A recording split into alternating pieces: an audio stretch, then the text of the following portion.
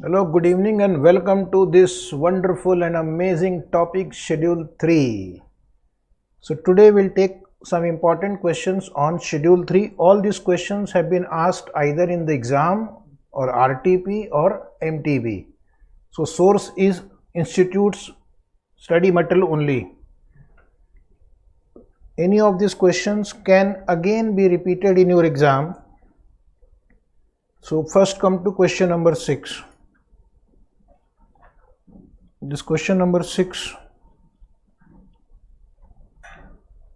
Following are the financial statement of JSP Limited. Balance sheet, share capital, reserve and surplus. This is the old format. And if a company is following Ind AS, then it can't start with equity and liabilities. It has to start with assets. Okay. So share capital, reserve,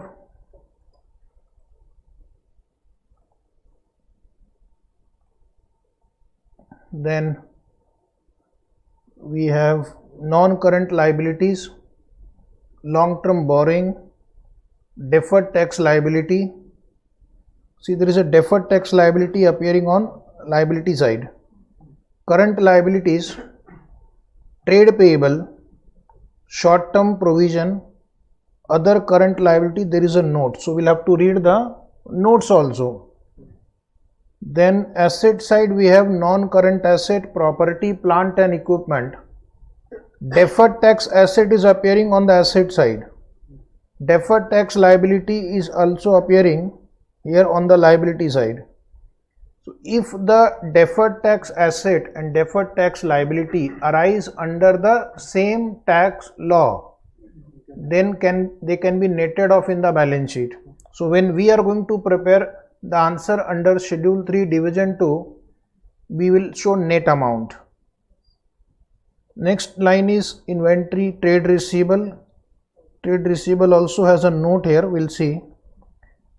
And this is your statement of profit and loss.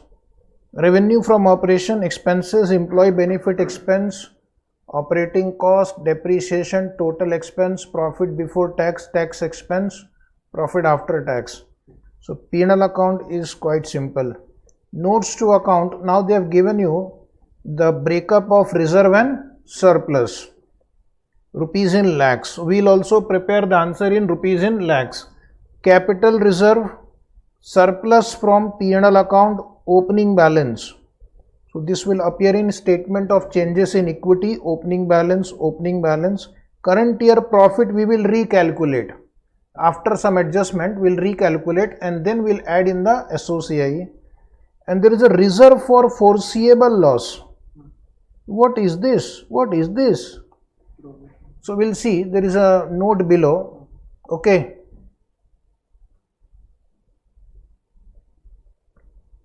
So now come to next line, long-term borrowing. There is a note on long-term borrowing. Total loan from bank is 4860. Then we have deferred tax, unnecessary they have given because it's already appearing in the balance sheet. 300 and 100. We are going to present 200 deferred tax asset. Then notes to account. Notes to account, unclaimed dividend is 10. Unclaimed dividend will come in other financial liability, but billing in advance will come in other current liability. But they have mixed both of them under other current liabilities. So this I will have to change. Is it right?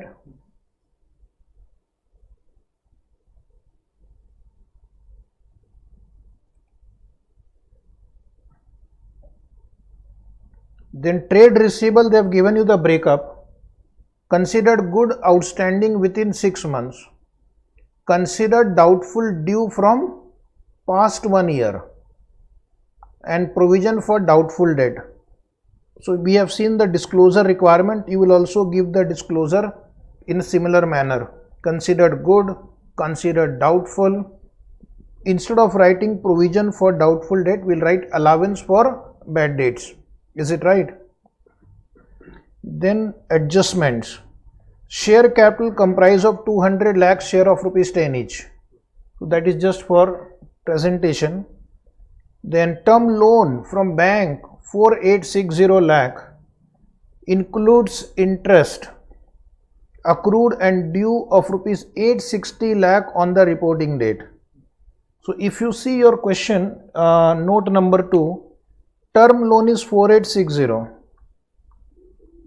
Out of that, 4000 will come in non-current liability and 860 will come in current liabilities under the head financial liabilities, because amount is contractually payable in cash. Then next is reserve for foreseeable loss is created against a service contract due within 3 months. So this should come in provision. So we will remove from reserve. And put it under the head provision. So if you have note number 1 in the question, reserve and surplus, last item reserve for foreseeable loss, tick mark, that I will remove from there and I will put it under the head provision. So in the question balance sheet there is a short term provision, and in that short term provision we are going to add this provision for foreseeable loss also. Just by giving a name reserve does not mean it's a reserve, it's a provision for service contract. Then you are required to identify and report the errors and misstatement in the above extract wherever applicable. So this is really a test of understanding of a student. Can he identify what are the mistakes they have made? And after that you prepare the corrected balance sheet and statement of profit and loss. But the question itself has a big mistake. So 16 mark actual exam question, May 19. Is it written May 19 there? Yes. The question has a very serious mistake. What is that? Identify. The format is not as per division 2. But the question itself is not clear whether JSP Limited is an Ind AS compliant company or not. So somebody can say JSP is a non-Ind AS compliant company. In that case, the format is right, but some presentation can be wrong. But you are a final student. In final, division 2 is applicable. So we will assume in all question that the company complies with division 2. That is the underground assumption, that company complies with Ind AS 2. Otherwise balance sheet format is more or less right. You just have to change 1 or 2 numbers and institute will give you 16 marks for that. So to save your time, I have written what are the errors in the financial statement. First, before you read the answer, you try to identify what are the errors that you notice. What are the errors that you notice? Try to identify. Okay. One is the format, assuming that it is an Ind AS company. Second is that the DTA, DTL are shown separately, that we can set off. Then reserve for foreseeable loss should be shown in provision. Interest accrued should be shown in current liability. Then earning per share is not disclosed on the face of the P&L account, so we need to disclose the earning per share also. Then unclaimed dividend will come under financial liability, and billing in advance is okay, other current liability, but unclaimed dividend should be in financial liability. So these are the errors that they have made. So let us check the answer. This answer I have only prepared. First error is, in the bracket I have written assumption JSP Limited applies Ind AS. So the format and classification of item in financial statement are not as per Ind AS. Since company follows Ind AS, format should be as per division 2 of the schedule 3. This way you have to write in the exam. Second is EPS should be disclosed on the face of the statement of profit and loss. If you can calculate EPS, you should. Reserve for foreseeable loss is a provision for expected loss. It should be presented in current liabilities instead of reserve and surplus. hence it needs to be regrouped. So it will be removed from reserve and surplus and it will be added along with short term provision. Then we have discussed about interest accrued. Interest accrued will be shown in other financial liability under current liabilities, whereas the entity has shown it under the head term loan.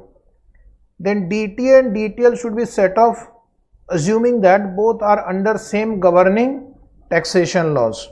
More about DTA, DTL we will discuss in subsequent chapter in days 12. What other thing you want to write? Unclaimed dividend also. Yes, write one more point. One more point, write down in your own good handwriting. Unclaimed dividend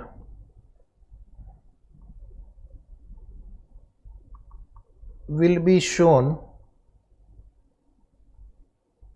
in other financial. In fact, in the interviews also nowadays they test your understanding of such presentation.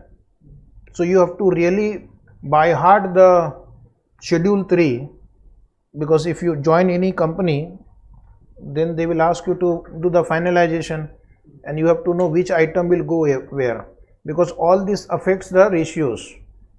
Debt equity ratio gets affected, then current ratio gets affected, and because of which the decision of the users can change. So let us start now. So my policy will be same. We'll go line by line.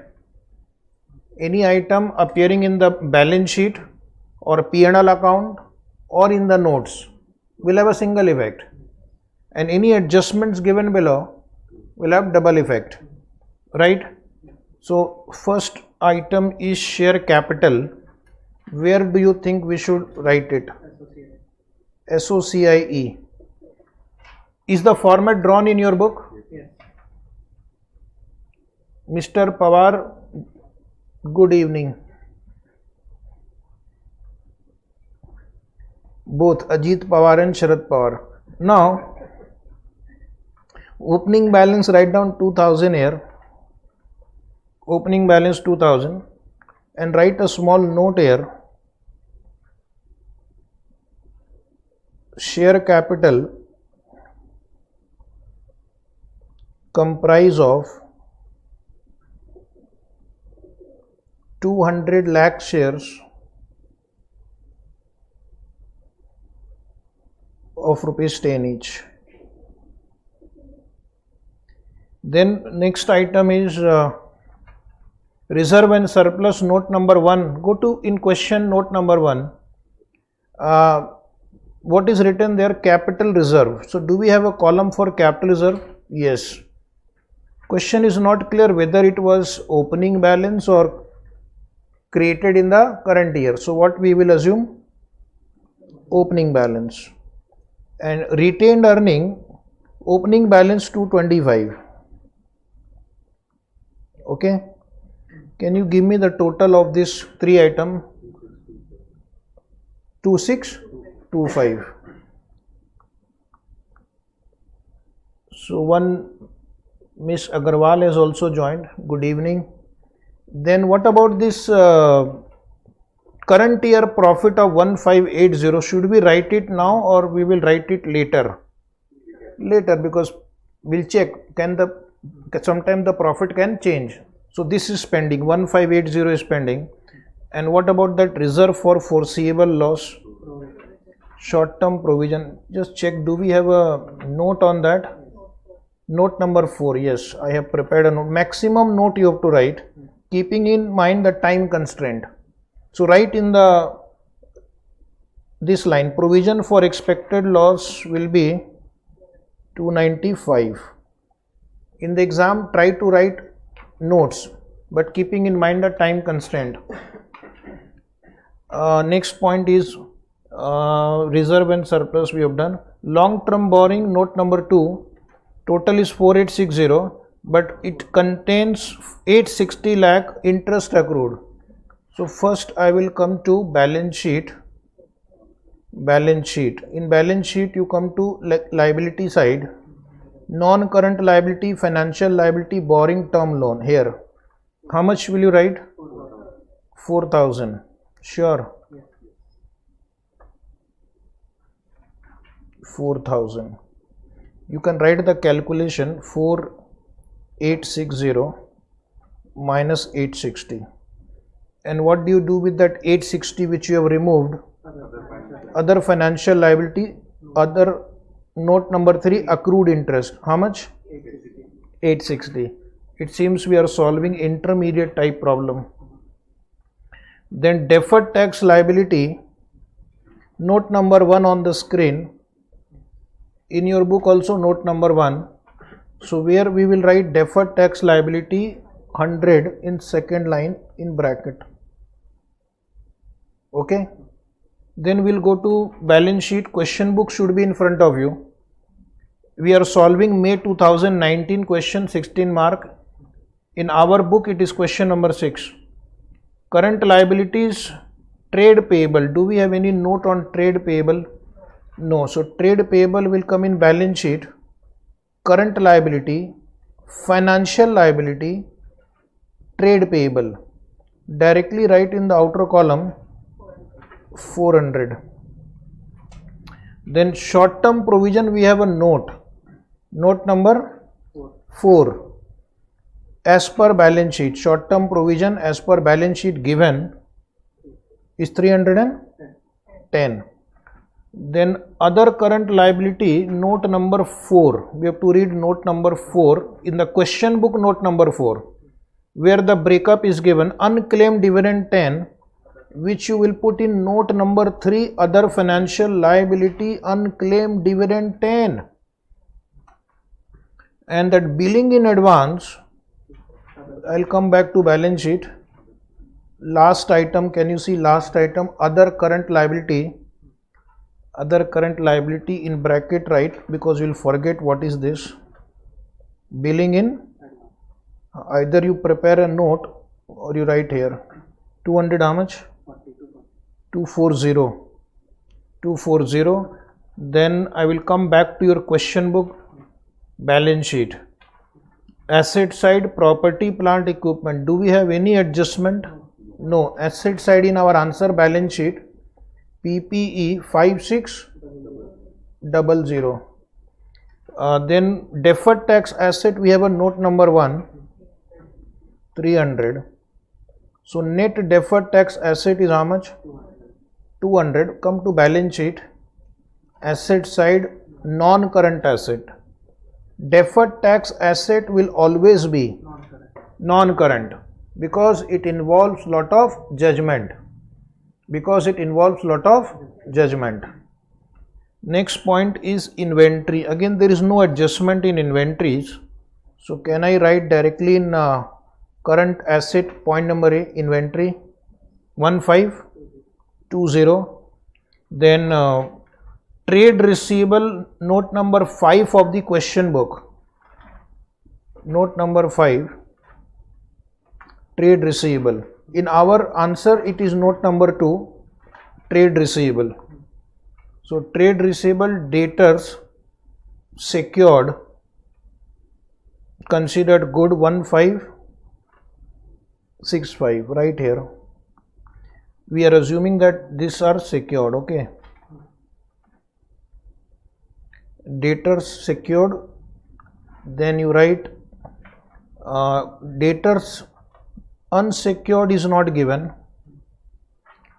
Then debtors with significant credit risk, doubtful is significant credit risk, 253. And debtors impaired, we don't know.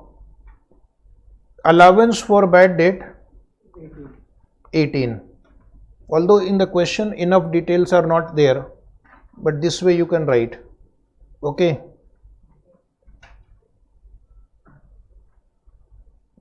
This debtor secured, you write less than 6 months, because the aging analysis also you have to give. And this debtor significant credit risk is more than 1 year. that you can write. Aging you can write wherever aging is available. Now my next item in the balance sheet of the question is cash and bank balance. Do we have any adjustment in that? Cash and bank balance, where it will come? Current asset, financial asset. Under financial asset, cash and cash equivalent, is it there? 1200. This completes the given balance sheet. Now below that we have a P&L account. So we'll come to our main page, P&L account, revenue from operation 7500, total 7500. This P&L account is very easy. Employee benefit expense, in expense second line 1750. Then operating cost in expense first line 2860. Depreciation 800, because there is no adjustment. So we can take the total of expense, it will be the same, 5410.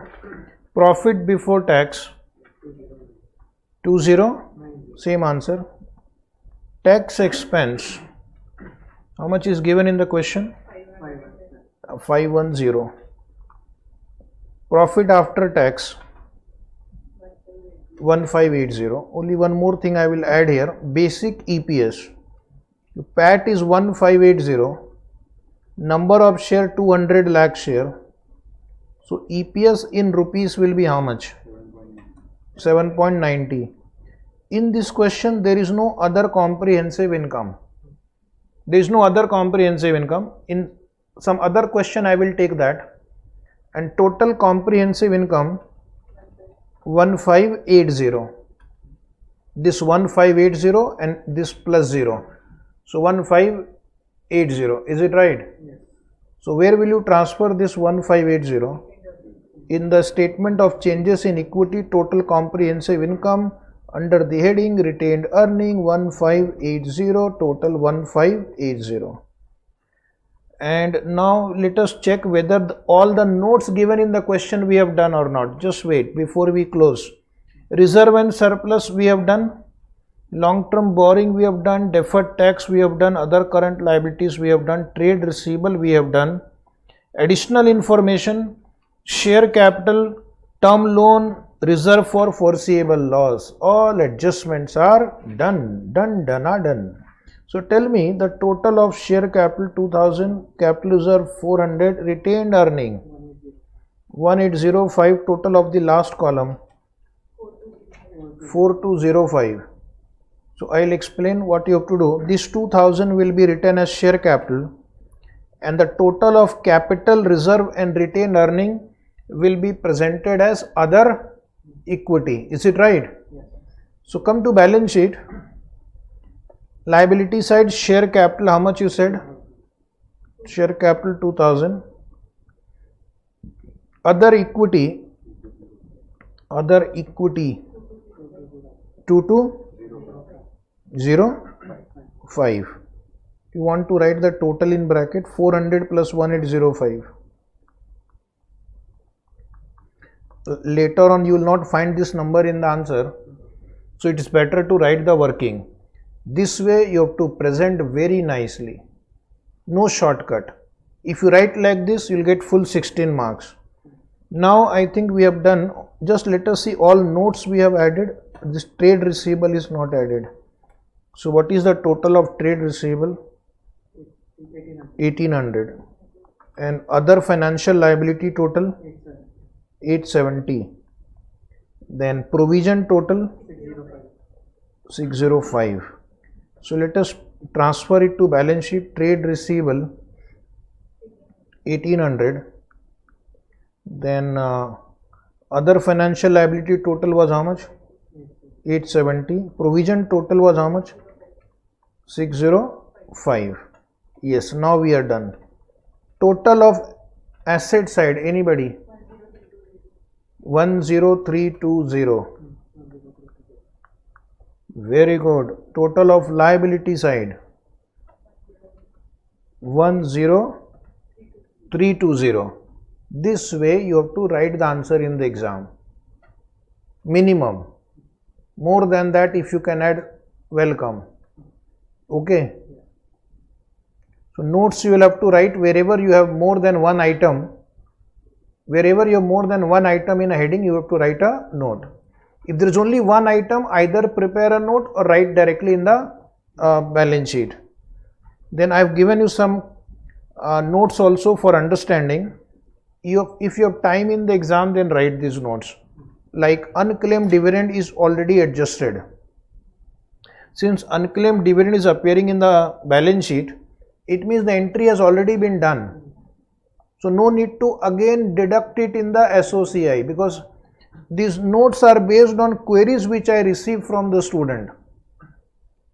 That why you have not deducted dividend from retained earning in SOCI.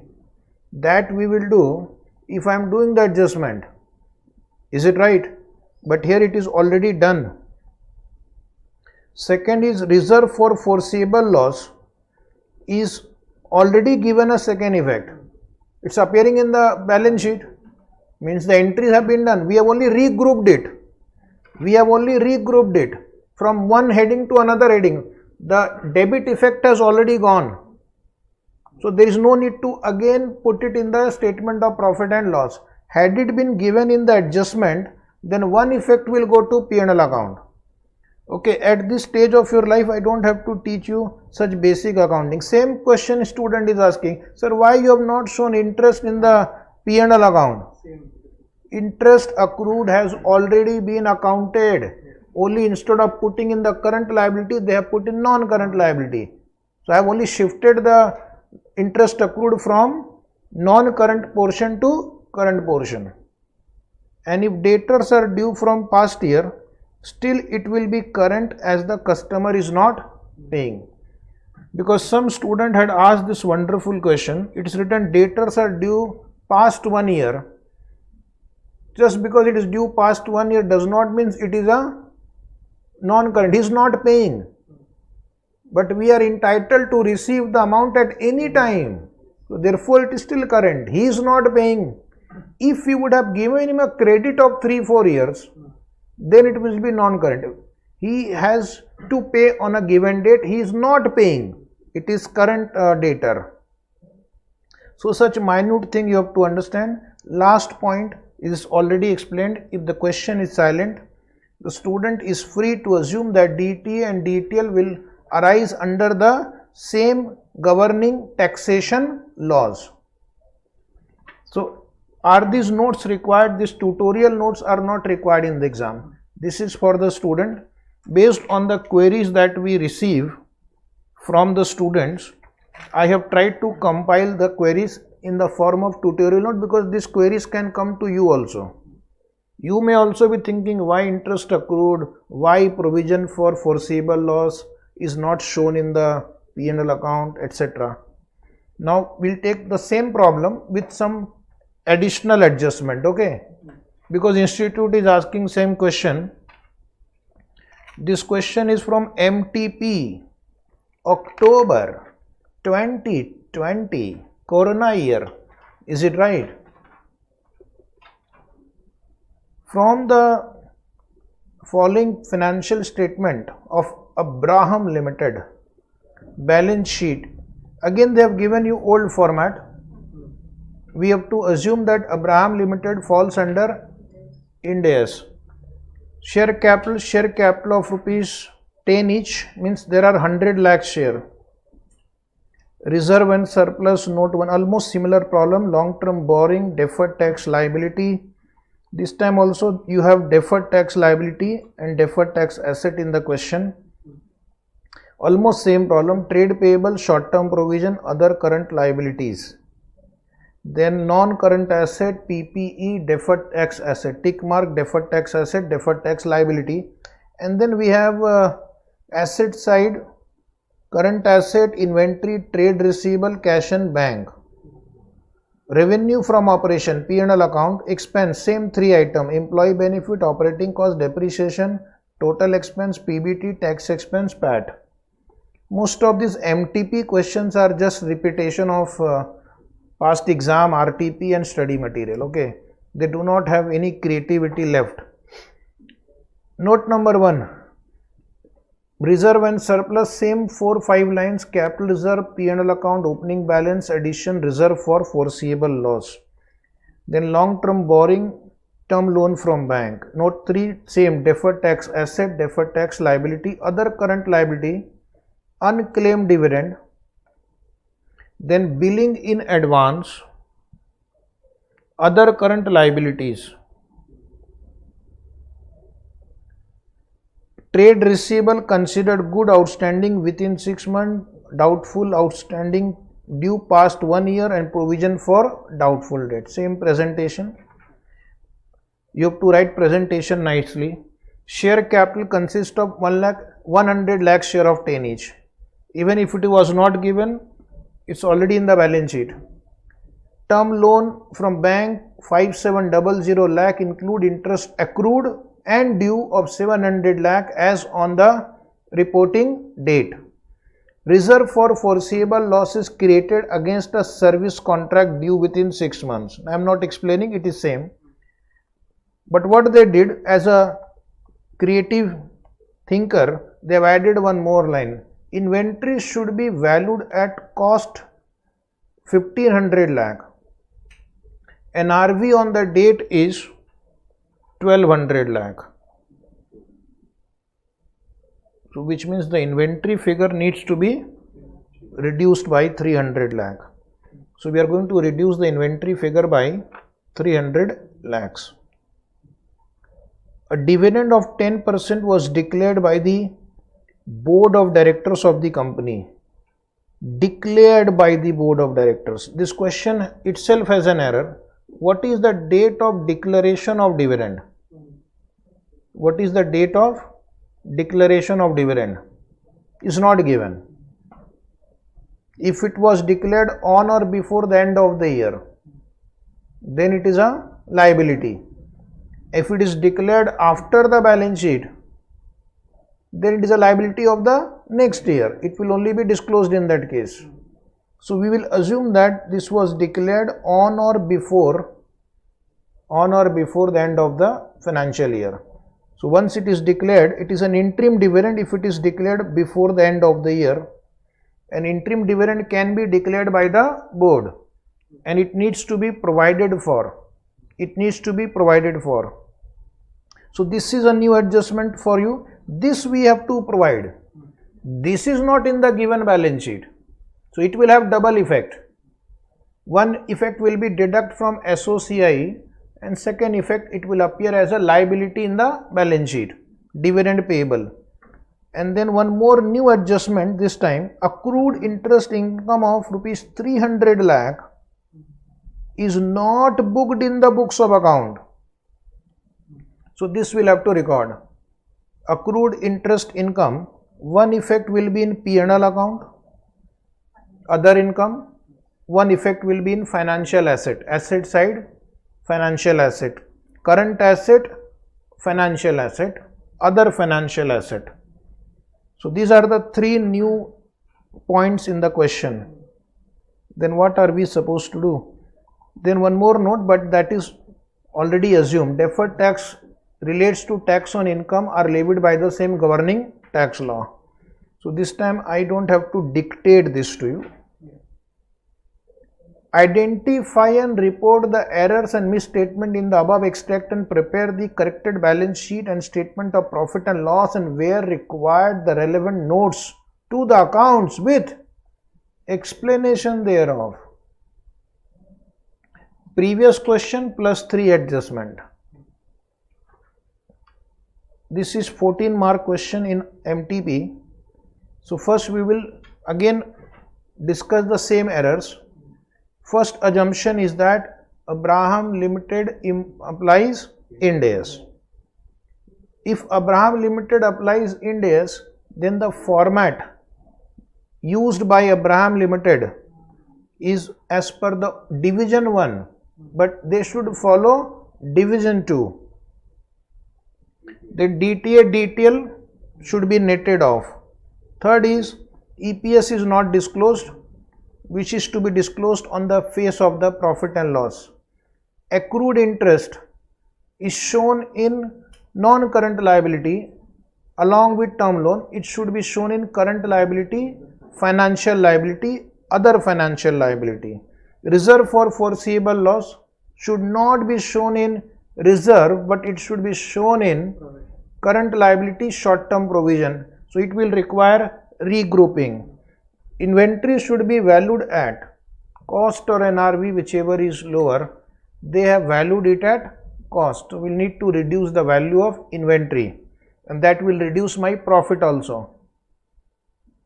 Then accrued interest income of 300 lakh is not yet recorded. It needs to be recorded. Dividend declared is to be adjusted. So just complete this line. Dividend declared is to be adjusted, assuming dividend was declared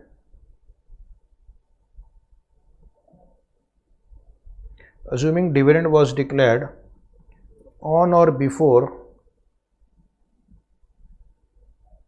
31st March 2020 T20. And one more note we have to write, that unclaimed dividend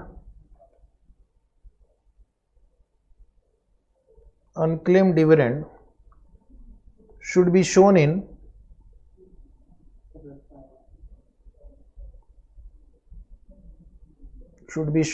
other financial liabilities.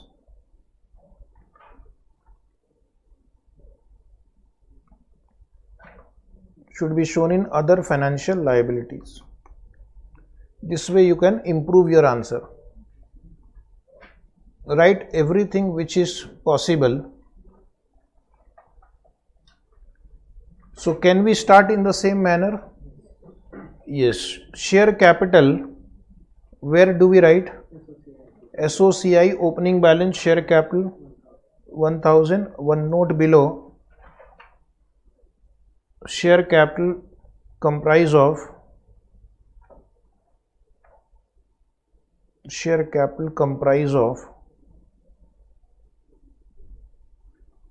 rupees 100 lakhs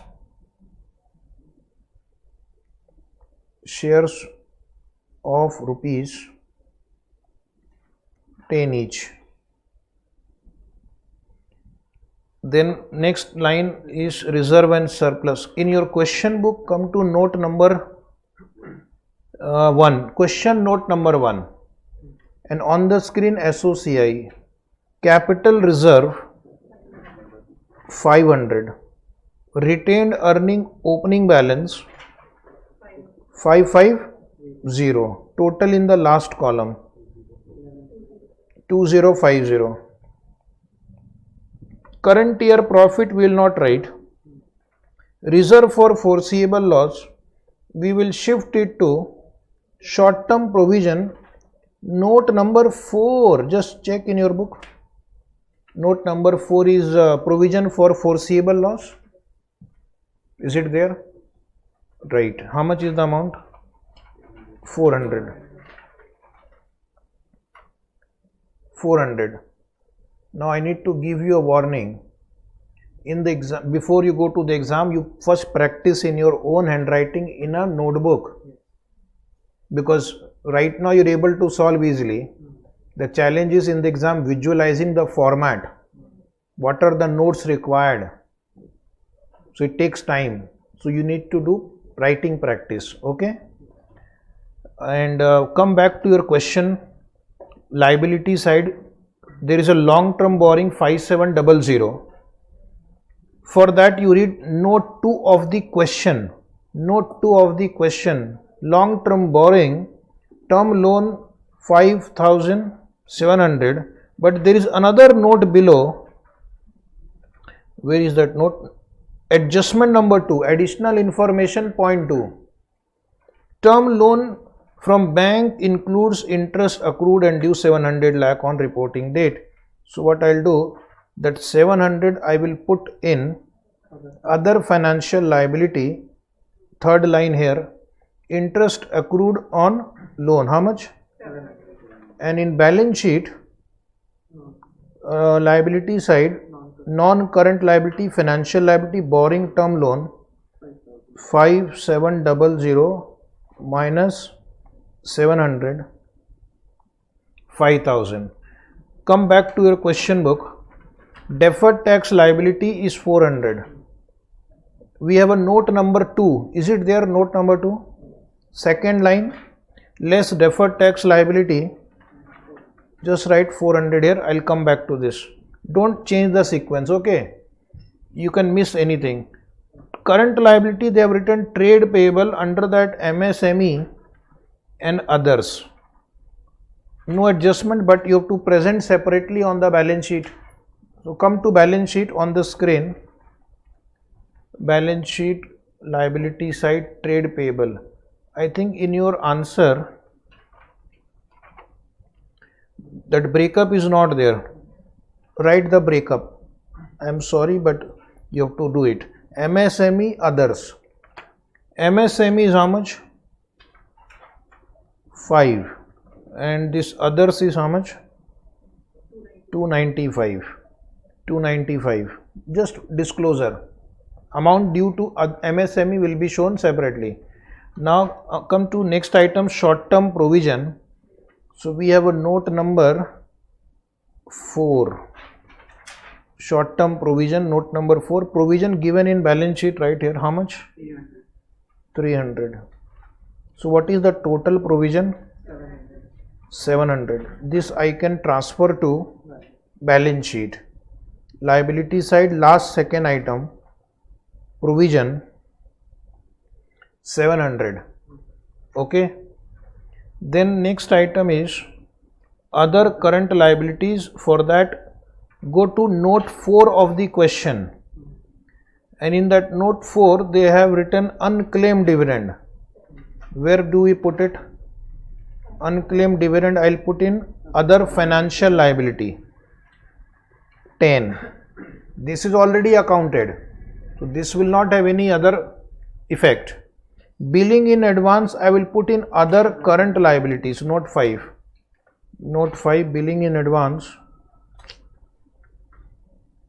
150, and other current liabilities in the same place 40.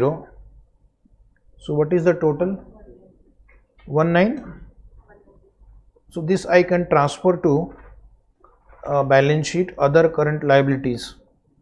Other current liabilities, come to balance sheet, last item 19, and what was that note number? 5. Note number 5 write down if not written. Any query, please ask me. Any query? Back to your question. Asset side, property, plant, equipment, no adjustment, 5000. Deferred tax asset, we have a note number 2 in our answer. How much? 700. So deferred tax asset net will be 300. Back to balance sheet. Second line from the top.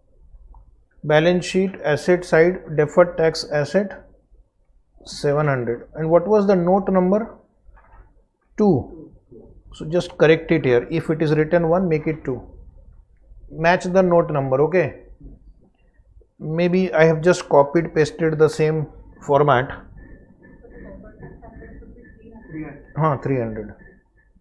Wait, I'll rectify. It should be 300.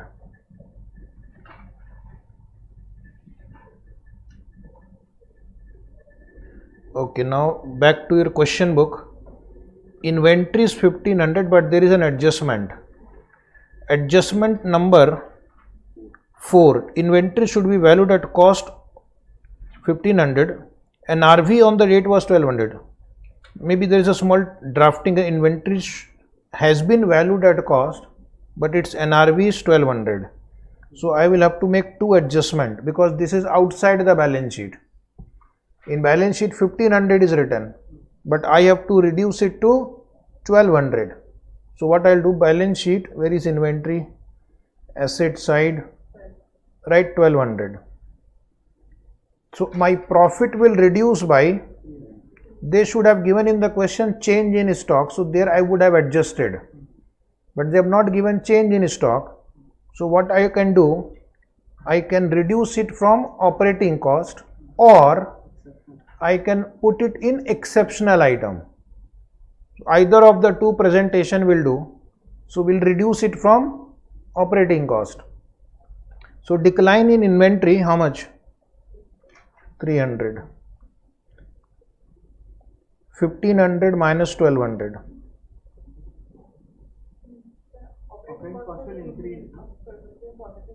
Sorry, wait. It will increase. Operating cost will increase because closing stock is reduced. So we'll add it. It's written also add. Now I'll come back to next item, trade receivable. There is a note on trade receivable. What is that note number? 5. Trade receivable. Debtors considered good. How much is good? 1065. In bracket write down less than 6 months. Then debtors which are credit impaired is 40, due from past 1 year, outstanding for more than 1 year, due for more than 1 year. The users will understand that these debtors are now very risky and they are not going to pay. The company will incur losses. So what is the total? Total will be same, 1100. So I'll put this 1100 in the balance sheet, asset side, financial asset, trade receivable. Is it 1100? Yes. And what was that note number? 3. Note number 3. Question book again. Cash and cash equivalent 2000. Do we have any adjustment in that? No. So write down cash and cash equivalent 2000. Then I'll come back to statement of profit and loss in the question, which has very limited adjustment. Revenue from operation, write down 6000. Revenue from operation 6000. Don't take total because one more item will come. Employee benefit expense, you write down 1200. Operating cost, there is a note number 1. Note number 1, operating cost given in the question, 3199 plus 300, 3499. Is it 3499? So I'll just put it in the P&L account. Operating cost 3499. Agreed. Then depreciation, no adjustment, 450. Wait, don't take total, just wait. And total expense I'll do later. PBT I'll take later. Tax expense, do we have adjustment in tax expense? Tax. But tax rate is not mentioned in the problem. So you are right, it will change because your income will change. But do we have any choice? Can I change your tax liability? The answer is no. So write down same, 201. 201. Now you can't say, sir, can I take the question book PBT, tax expense, calculate the percentage? But you are a good student, you know that there are some disallowances, some deduction, exemption. So I can't do that, and just don't make complicated. The objective is not to test your tax knowledge. If tax rate was given, maybe we could have thought about it. We'll write assumption, don't worry. So tax expense we have written, PAT will take later, EPS later, OCI is not there. Dash. Now notes to account in question book. Note number 1, reserve and surplus we have done, long term borrowing done, deferred tax we have done, other current liabilities we have done, trade receivable we have discussed, Additional information, point 1 we have covered, point 2, point 3, point 4 we have done. Point 5 is pending. A dividend of 10% was declared by the board of directors of the company. So what is the effect you will give? One is you will deduct it from SOCIE. Third line I have written dividend payable from retained earning. How much? 10% of share capital. Dividend is calculated on share capital. 100, total 100. And this you can put in bracket because I have to reduce. And what about the second effect? Dividend payable will be other financial liability. Second line here, dividend payable 100, total of other financial liability 810. So we'll go to the balance sheet liability side.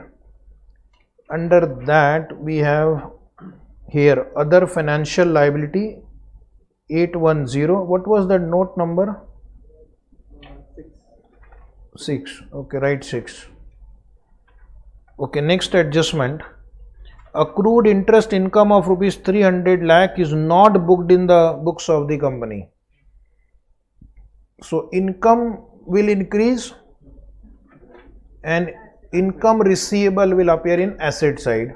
So on the screen, asset side, other financial asset, accrued interest 300. Other financial asset, or you can make a note also. But as I said, if you have only one item, maybe you can write directly, institute will understand. Because we have only 3 hours. In fact, I have made a video also on YouTube that FR paper timing should be increased to 6 hours as a negotiation, so that they will come down to 4.5 hours. Okay, so that the student can write comfortably because time is not enough. So now write down in the P&L account also interest accrued 300, other income. Last line, deferred tax relates to taxes on income governed by same tax law we have done. So now my answer is almost ready. First you tell me total revenue. Just make a small correction, instead of total revenue, make it total income. In the amendment made in 2022, they said don't use total revenue, use the term total income. Anyway, just a name change, it won't affect answer. Total of the expenses, anybody?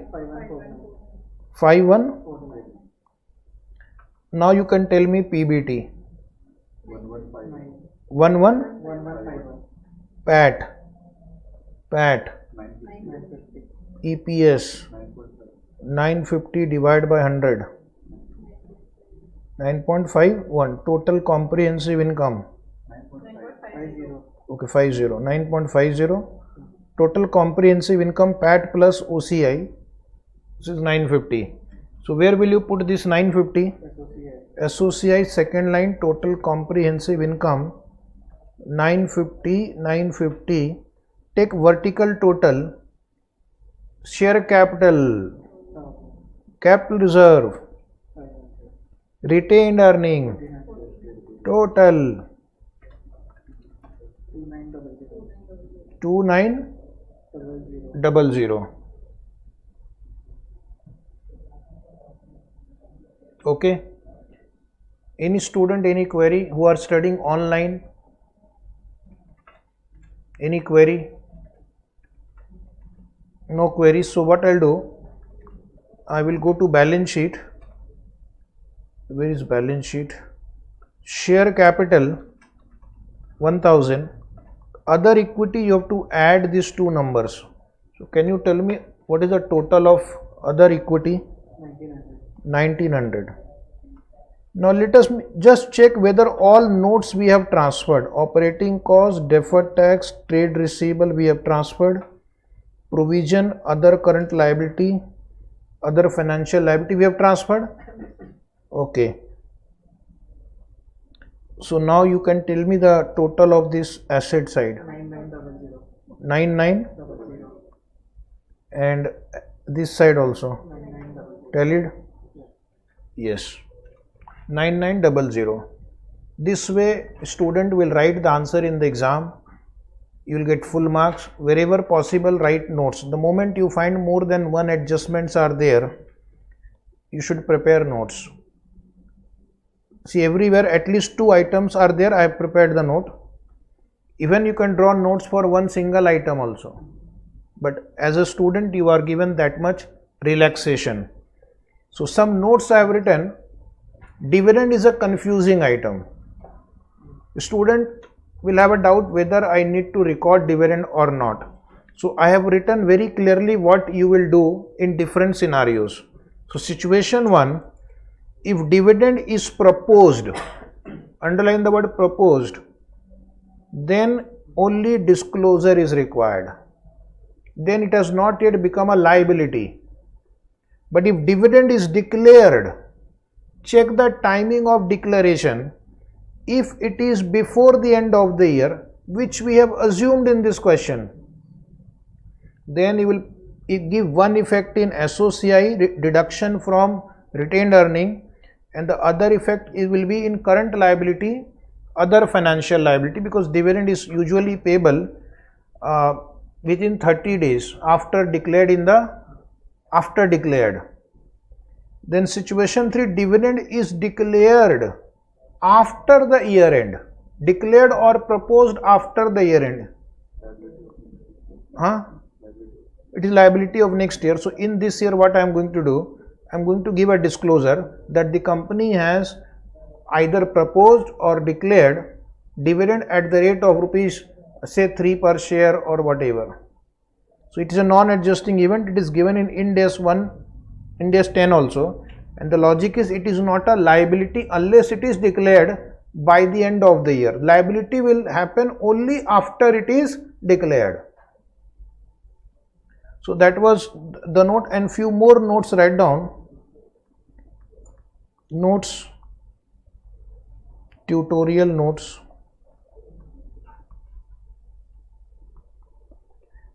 Decline in inventory value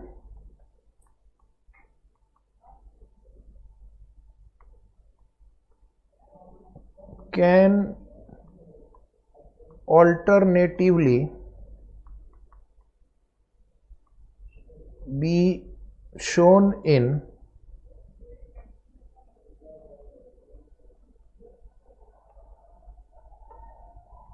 exceptional item.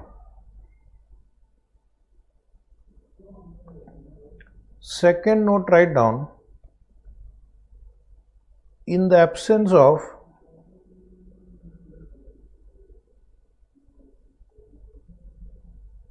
information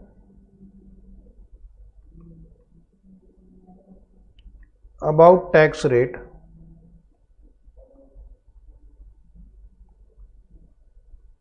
in the absence of information about tax rate, we have not adjusted current tax. We have not adjusted current tax. Okay. Question number 8. One more practice I'll do. Question number 8 has again got some extra adjustment, so I have to take it. This question number 8 was given in which exam? MTP August 18 for 16 marks. MTP August 18 for 16 marks, and similar question I think was asked in exam also, so I have taken only one of them, not both of them, because there is no point, except the figures it was 100% same. So schedule 3 question number 8 taken from MTP, also asked in the past exam. Following is the balance sheet of financial statement of Arish Limited, prepared on the basis of accounting standard. So this balance sheet is as per old format, which is not wrong if the company is following accounting standard. All figures are INR in million. Balance sheet as on 31st March 2018, equity and liabilities share capital share of rupees 10 each. So 1000 means 100 lakh share. Reserve and surplus, note 1, equity and liabilities, non-current liabilities, long-term borrowing, deferred tax liability, tick mark, current liabilities, trade payable, short-term provision, other current liabilities, same problem.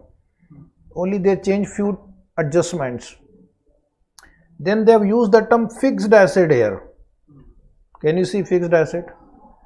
Fixed asset we don't use anymore.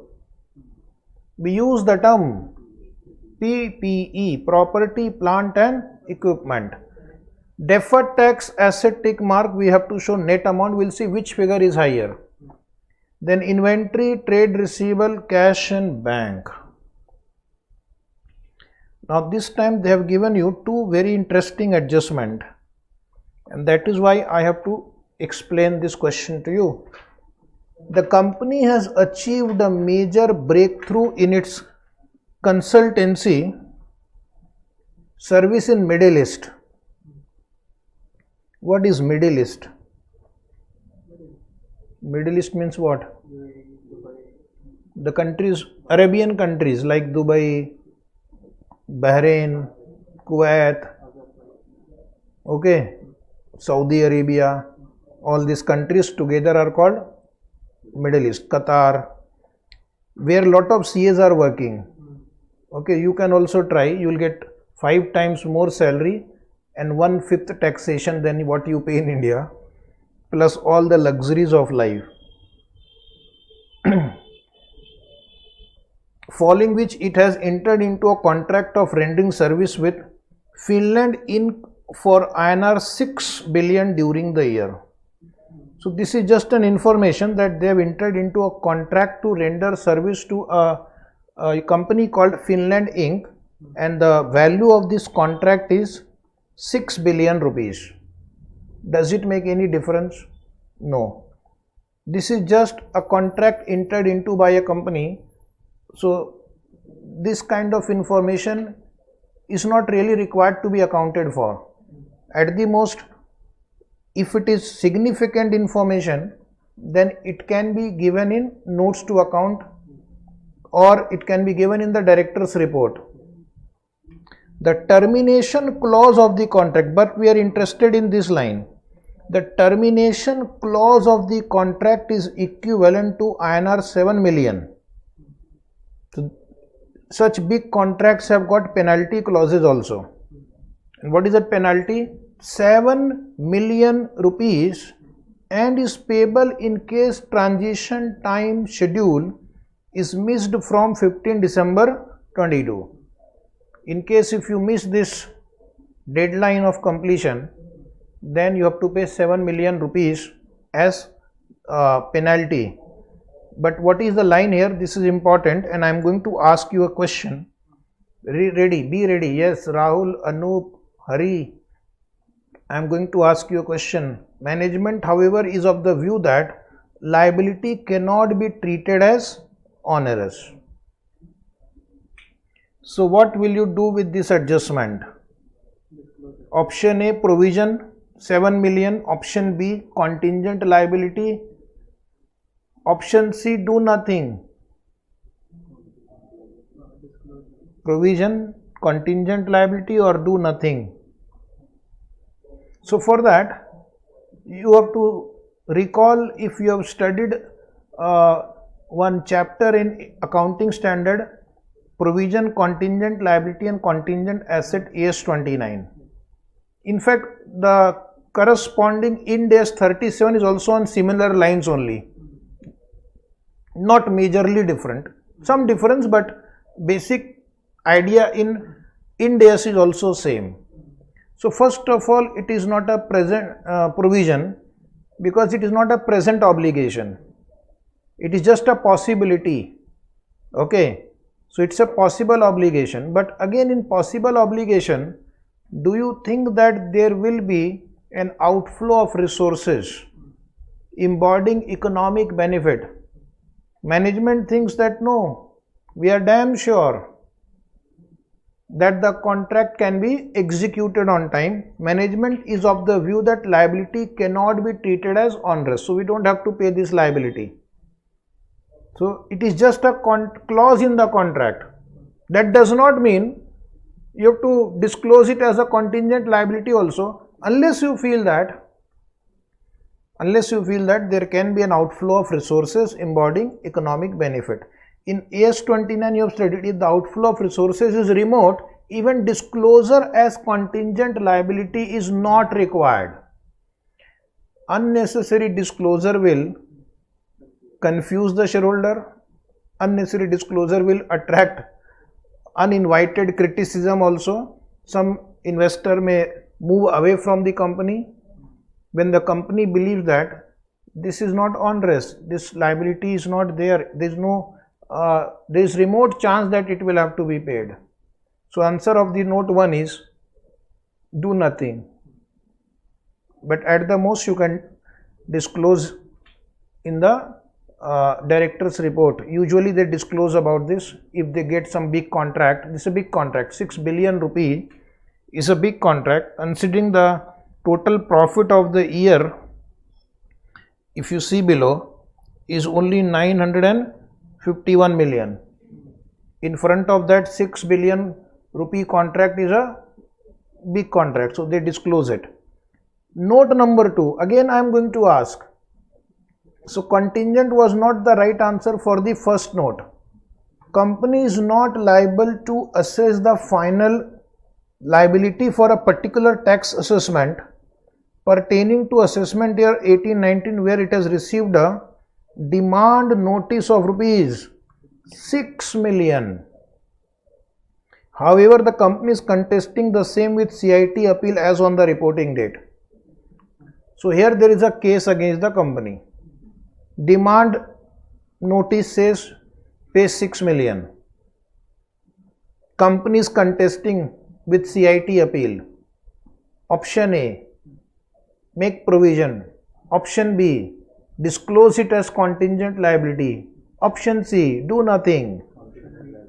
This time you will say contingent liability because it's a possible obligation and it will require outflow of economic resources if you lose the case.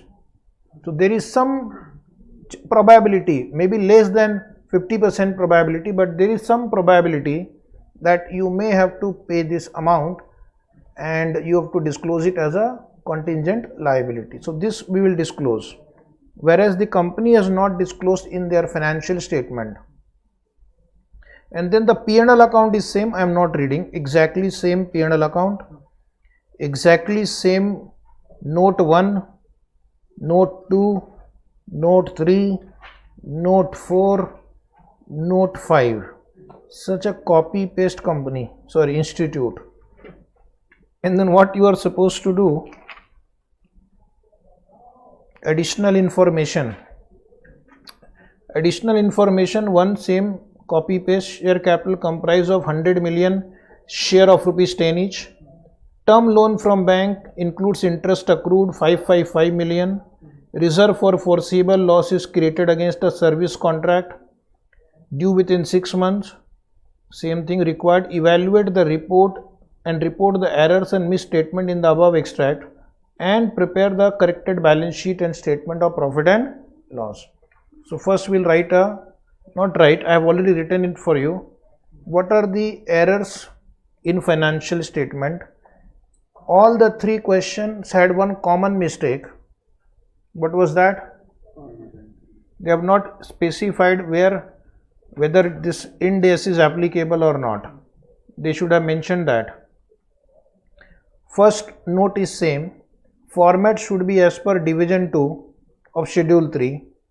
Second, DTA and DTL should be set off. Third, EPS should have been disclosed. Fourth, accrued interest should be shown in other financial liability under the head current liabilities. Fifth, reserve for foreseeable loss should be shown in the heading provision under current liabilities, not in the reserve and surplus. So regrouping is required. And this is one extra note I have written. company has entered into a contract for rendering services which has penalty clause of 7 million, which the company estimates as non-onerous. Means you don't have to incur any losses here. Non-onerous means you will not incur losses. Non-onerous means, onerous means cost of fulfilling the contract is more than benefit derived from the contract. So non-onerous means reverse, benefit is more than cost. Hence, provision for expected penalty cannot be made since present obligation is not appearing on the balance sheet date and it is a possible contingent liability. Again, in contingent liability, you have to see whether I need to disclose it or not. It won't be shown as contingent liability as the possibility of outflow is remote. Remote means there is very less chance that you will have to pay. So no disclosure required for note number 1 and disclosure will be required for note number 2.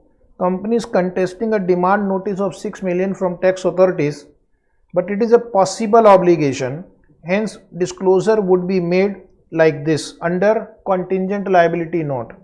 Company has received a demand notice of how much? 6 million. Just make a correction because in the exam it was 12 million and in this MTP they made it 6. They reduce all figures by they reduce all figures by half. So somewhere I have also done the same thing. So 6 million which is contesting with CIT appeals. Okay. Remaining question is same. Let us solve it little fast. Will take 5 minutes only. You have the format with you, right? Today only one of this question. What you can do? You can try as homework, okay, in the notebook without reading the answer. Check how much time do you take to complete it. So I will again start with balance sheet, question balance sheet. Question balance sheet starts with share capital. So we are going to write in SOCIE opening balance share capital 1000 and you write a note here. Share capital comprises of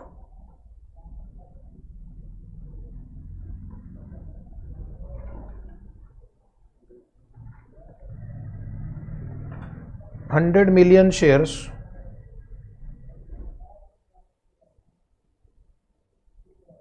of rupees 10 each. No problem.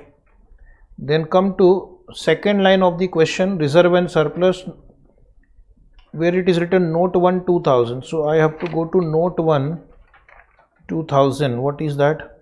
Capital reserve 500. So they don't have creativity also. They can change the name of some reserve.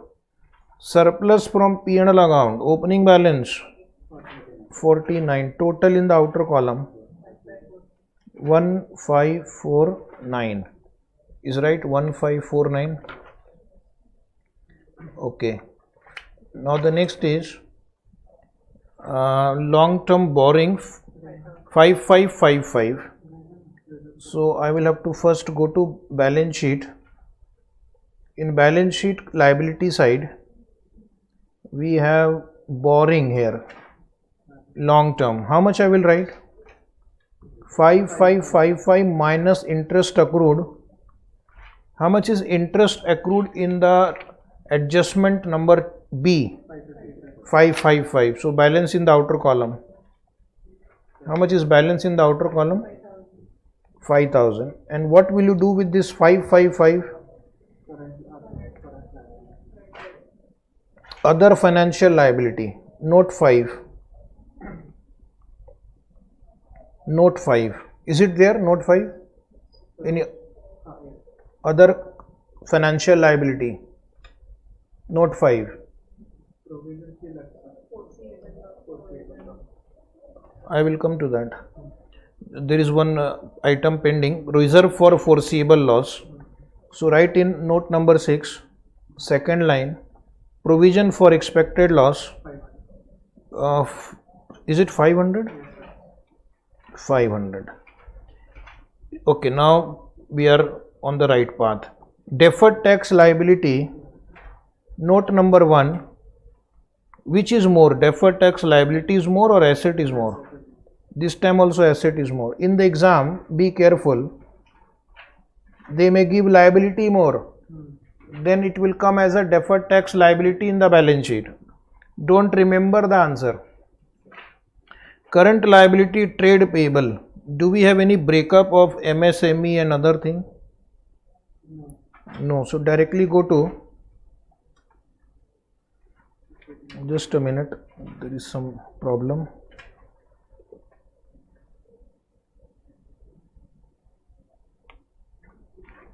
One second.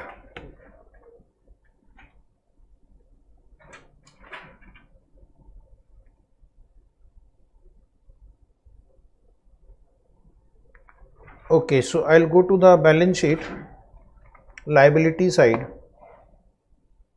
trade payable. You can just remove these two lines in your answer. How much is that trade payable?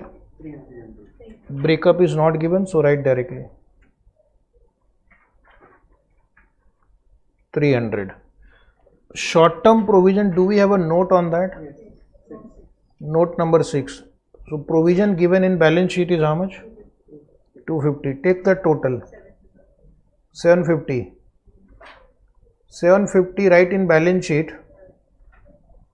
Current liabilities, provisions here. Note number 6. How much you said? 750. Back to your question. Other current liabilities. There is a note number 4 in the question. What is note number 4? Unclaimed dividend. Where will I put that unclaimed dividend? Other financial liability. Amount? 3. And billing in advance. Other current liabilities. Do we have a note on that? No. So directly in the balance sheet, there is only one item, so I am writing here. Other current liability, last item, billing in advance, 147.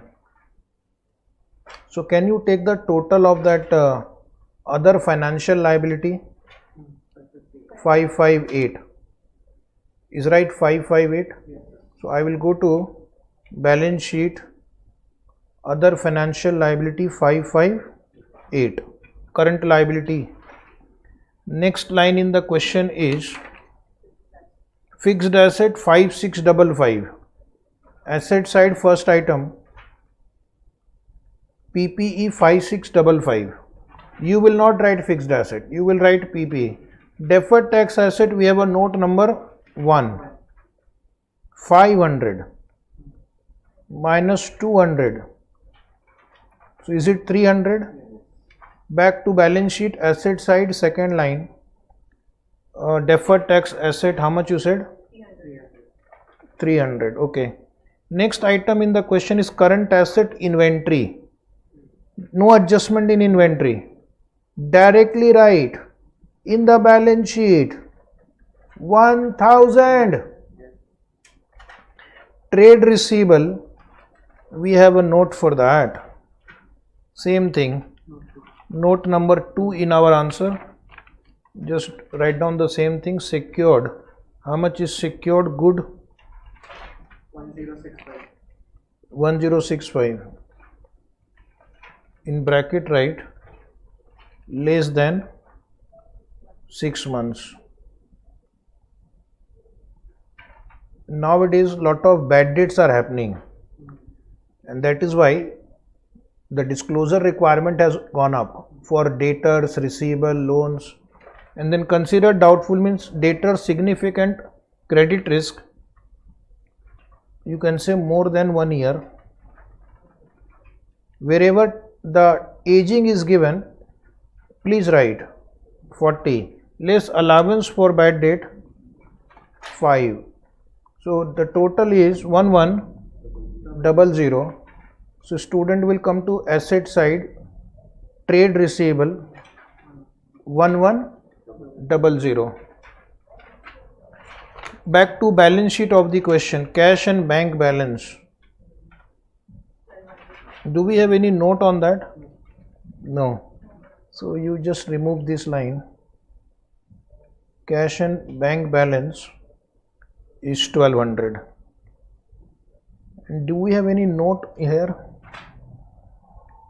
Remove this note if it is there in your book,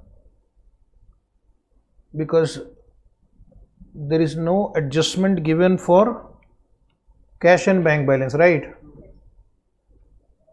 So I don't know how that has come. And other bank balance also remove here.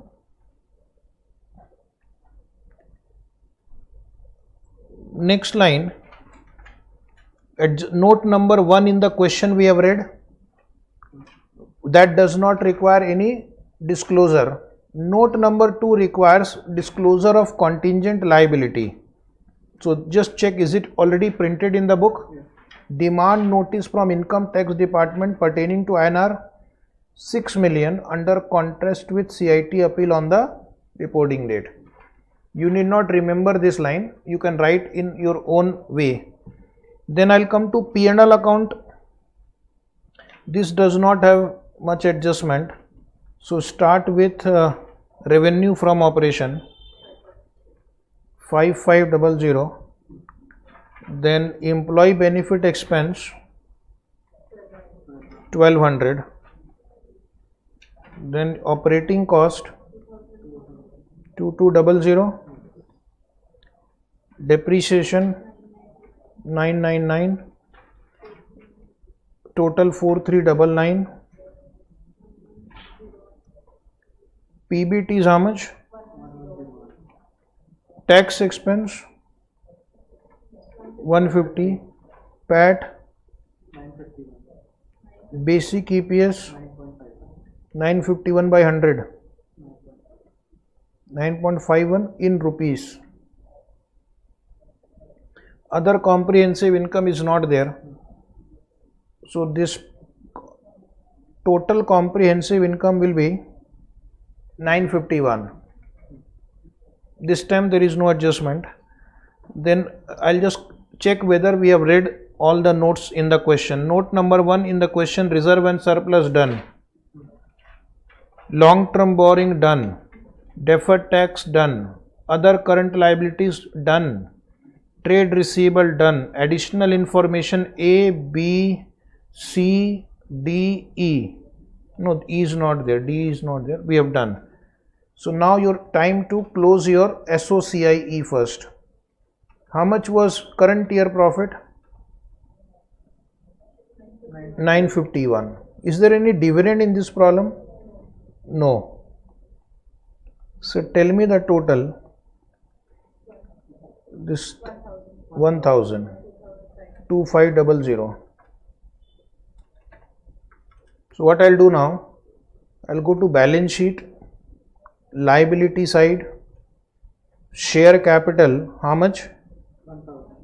And other equity 500 plus 1000, 1500.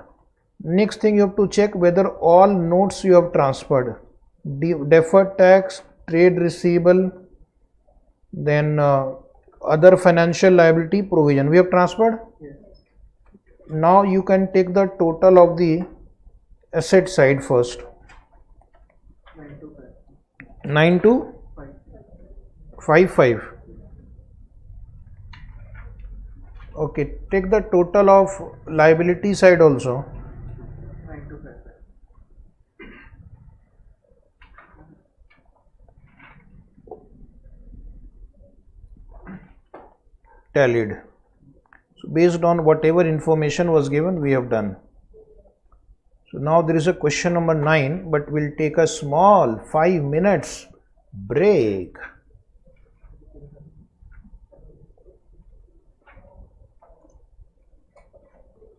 This is important, this is different also.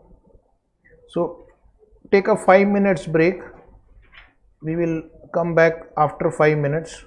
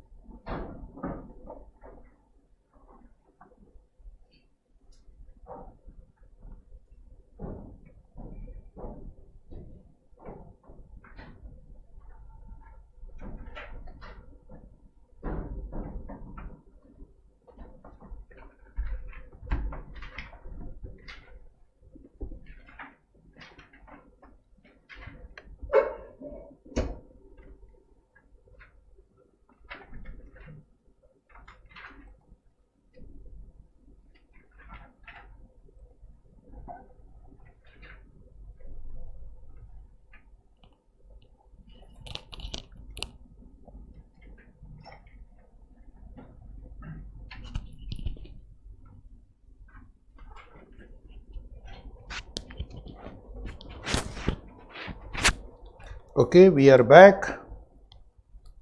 So now we'll take one very important question. Okay, question number 9. See the length of this question. Almost 2 full-scale pages, and it was given in first RTP November 2020, then MTP November 2021. So the next destination is next destination is exam only. Schedule 3 is a part of your syllabus and they have asked question on this. So question number 9 will require knowledge of some other standards also. So today you have to trust me for certain adjustment, okay? Like in this question we are going to calculate deferred tax also. We are also going to present OCI also. So some adjustments are also there. Deepak started a new company, Soft Bharti Private Limited, with Iktara Limited. So this is two companies, Deepak and Iktara, they combined together and they formed a company called Soft Bharti, wherein investment of 55% is done by Iktara. So who is the holding company here? Iktara is holding company, Soft Bharti is a subsidiary company, and Deepak is a non-controlling interest. Okay. Voting powers are to be given as per the proportionate share of capital contribution. So Iktara will have 55% shareholding, Deepak will have 45% shareholding. The new company formed was the subsidiary of Iktara Limited with 2 directors, and Deepak eventually becomes one of the directors of the company. Is this line relevant? Deepak becomes one of the directors? Useless line, unnecessary waste of time. A consultant was hired and he charged rupees 30,000 for the incorporation of the company. So this is called preliminary expense, company formation expense, and do other necessary statutory registration. Rupees 30,000 is to be charged as an expense in the books after incorporation of the company. So for accounting purpose, preliminary expenses will be fully written off in the same year. Is the adjustment right? All of you know that. Your accounting standard 26 also says the same thing, and we will see Ind AS 38 also says the same thing. So they have proposed correct adjustment. Preliminary expenses should be transferred to P&L account. They have done it. So as far as accounting wise there is no problem, but it can have a tax implication, because under income tax law, preliminary adjustment can be claimed as deduction in 5 installment. Do you remember that? So it will give rise to deferred tax adjustment. The company Soft Bharti, means the subsidiary company, was incorporated on 1st April 2019. The financials of Iktara are prepared as per Ind AS. Now, if parent company follows Ind AS, subsidiary will also have to follow Ind AS. Soft Bharti is a subsidiary. So subsidiary will also follow Ind AS because its parent company follows Ind AS. An accountant who was hired at the time of company's incorporation has prepared the draft financial of Soft Bharti Private Limited for the year ended 31st March 2020 as follows. So this is the statement of profit and loss. Revenue from operation, other revenue, other income, total revenue. It should be total income. Just correct it. Total income. Expenses. So this is a good question for exam purpose. Purchase of stock in trade. Increase or decrease in stock is given here. So if there is any adjustment in the stock, you can adjust this item. Employee benefit expense, depreciation, other expense, total expense, PBT, current tax. Deferred tax is already calculated by them. These two taxes they have calculated, and if tax rate and adjustments are clearly given, we will have to check if it is correctly done. Total tax expense and profit for the year. So this is their calculation. We have to do our calculation because there are lot of adjustments. Now they have given a long balance sheet also. This balance sheet, this accountant has prepared as per division 1 because he thought that we are not complying with Ind AS. But he forgot that the parent company is complying with Ind AS. So subsidiary will also have to comply with Ind AS. So we'll have to change the format of this balance sheet. Share capital, reserve and surplus, current non-current liabilities, long-term provision, deferred tax liability. The same 6,000 which you have seen in the P&L account, they have shown in the balance sheet also. Current liabilities, trade payable, other current liabilities, short-term provision. Non-current asset, PPE, long-term loans and advances, other non-current asset. Then current asset. Current investment is also there. Inventory, trade receivable, cash and bank, other current assets. Balance sheet is not very difficult, but there is a long list of only 9 adjustments. Okay. Additional information of Soft Bharti Private Limited. Deferred tax liability of 6,000 is created due to falling temporary difference. Now what is the meaning of deferred tax liability? It means the liability which will arise in future because of any tax benefit you enjoyed today. Is it right? Like for example, in income tax, you can charge more depreciation compared to books. So you will be happy that I saved tax in this year, but you will pay more tax in future year because your block of asset will reduce. So that gives rise to deferred tax liability. So if you save tax now, but you will have to pay more tax in future, that situation will give rise to deferred tax liability. And if you pay more tax now and save tax in future, that situation will give rise to deferred tax asset. Difference between accounting presentation and tax presentation arise because of difference in the treatment under the rules of accounting and under the tax rules. Like in books of account, depreciation can be straight line WDV. You can choose the rate according to useful life, but for income tax purpose, in most cases the method is WDV. The rate is given in the law, plus you follow block of asset method. In accounts we follow depreciation of individual assets. Is it right? That was just one example. In books we debit provision for expenses which reduces my profit, but for income tax purpose you can't make provision for expenses and reduce your taxable income. These are few examples. There are many more. So in this question they have explained you why this difference of 6,000 has come.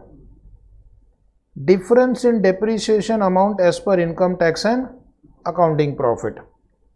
There is only one PPE in the company whose closing balance on 31st March is as follows.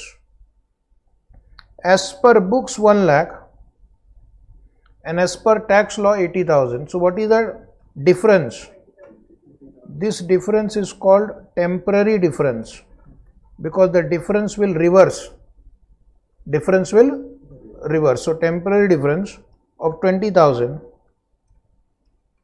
And because you see carefully, if the block of asset is lower under income tax law, it means you have claimed more depreciation. So more depreciation claimed now means less depreciation will be claimed in future. In future you will get deduction of only 80,000 rupees. Yes or no? So it will give rise to deferred tax liability which will be 20,000 into tax rate. Search for tax rate in the question somewhere below, 30%. So which means 6, and the same 6,000 they have taken in P&L account and second effect in balance sheet. So as far as this part is concerned, they have already done the correct treatment. We are not required to do anything. Then third point, pre-incorporation expenses are deductible on straight line basis over a period of 5 years as per income tax. However, the same are immediately expensed off in the books. So in the books you have written off how much? 30,000. But for tax purpose you will be allowed only 6,000. So difference will be 24,000 into 30%. So 7,200 will be what? DTA or DTL? Deferred tax asset, because you will save in tax in future. Right now it is disallowed, so you will cry. But next year, without doing anything, you will claim 1/5 of 30,000, so you will save tax. So if adjustment is such that it results into more tax saving in future, this will give rise to a DT of 7200. But have they provided for this DTA in their books? No, because only 6,000 is provided, which means other deferred tax adjustment they have not done. So we will do it. We will do it. Okay, 7,200 DTA we have to provide for this item. Understood? In case if you are finding little difficulty, don't worry. Come back to this question after Ind AS 12 is over, and then you will find that these adjustments are upper KG class adjustment. Okay, because you have done Ind AS 12. Don't worry. But at least you have studied deferred tax in intermediate AS 22. So logic is same, but the way the calculation is done is different in Ind AS 12. But the basic idea is same. Then current tax is calculated at the rate 30% on PBT, that is 3,55,000.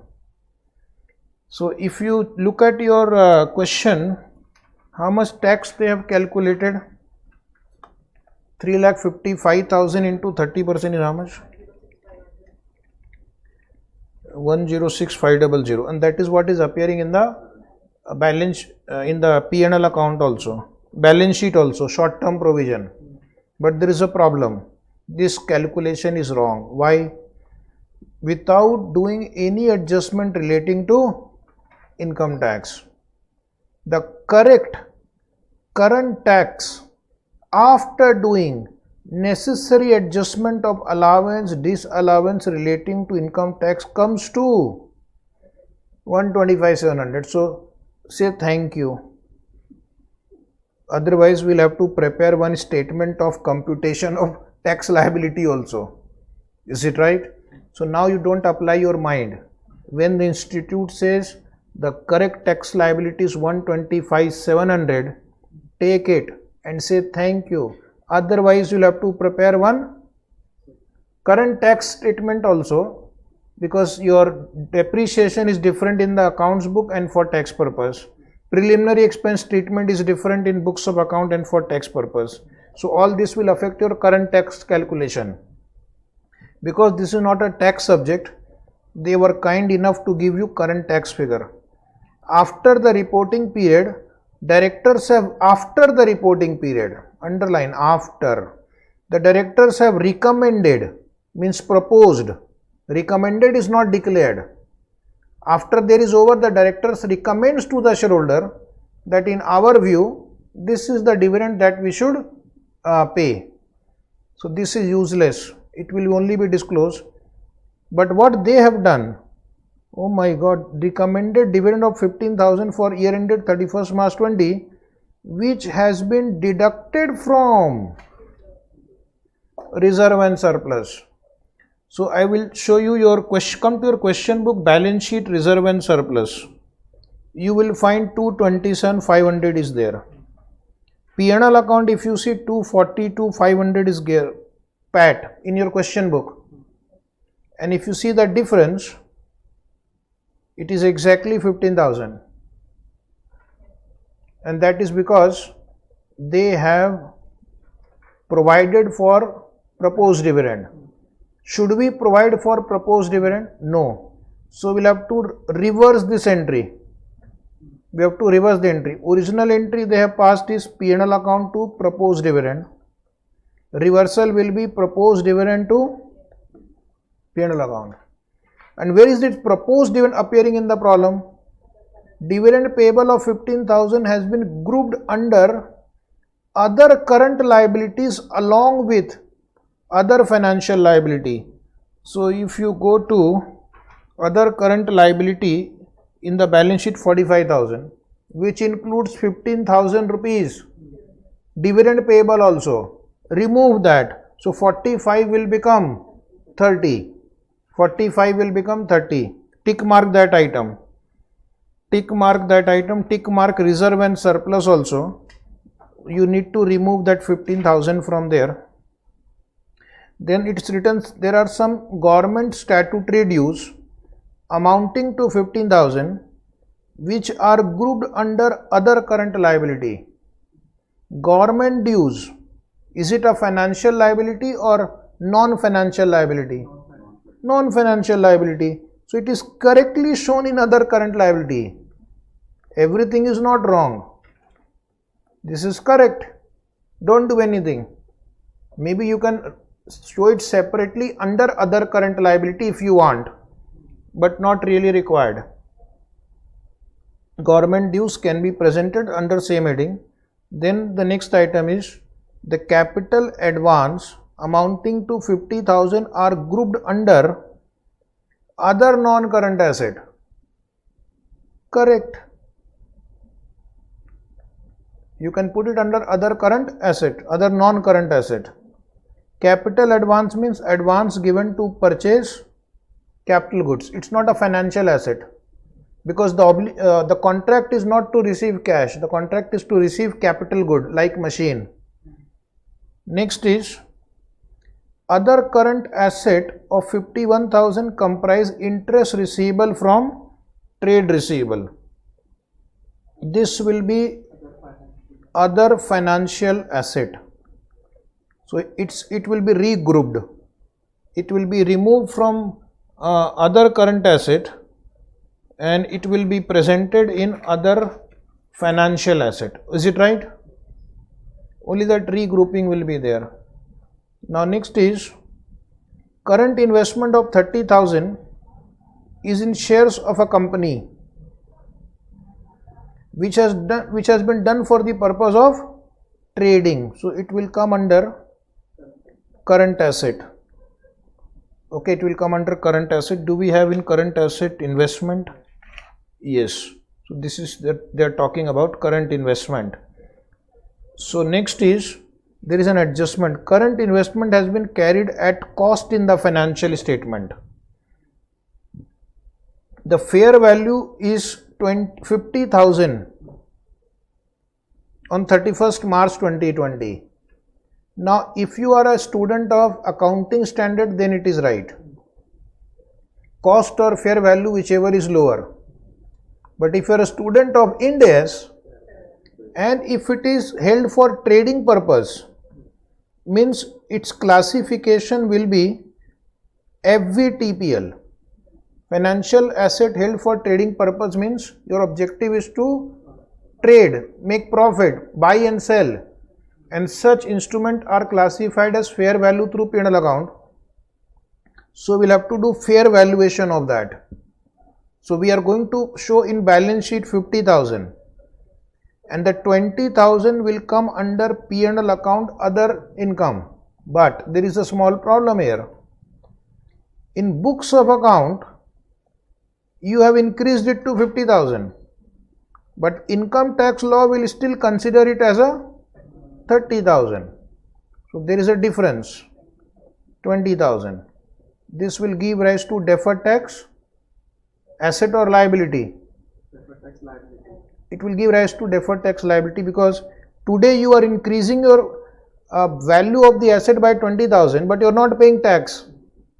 Next year, suppose you sell it for 50,000, then 50 minus 30, 20,000 will become your taxable profit in the next year and you have to pay tax. Today you enjoy, but next year when you sell for 50, you will pay tax.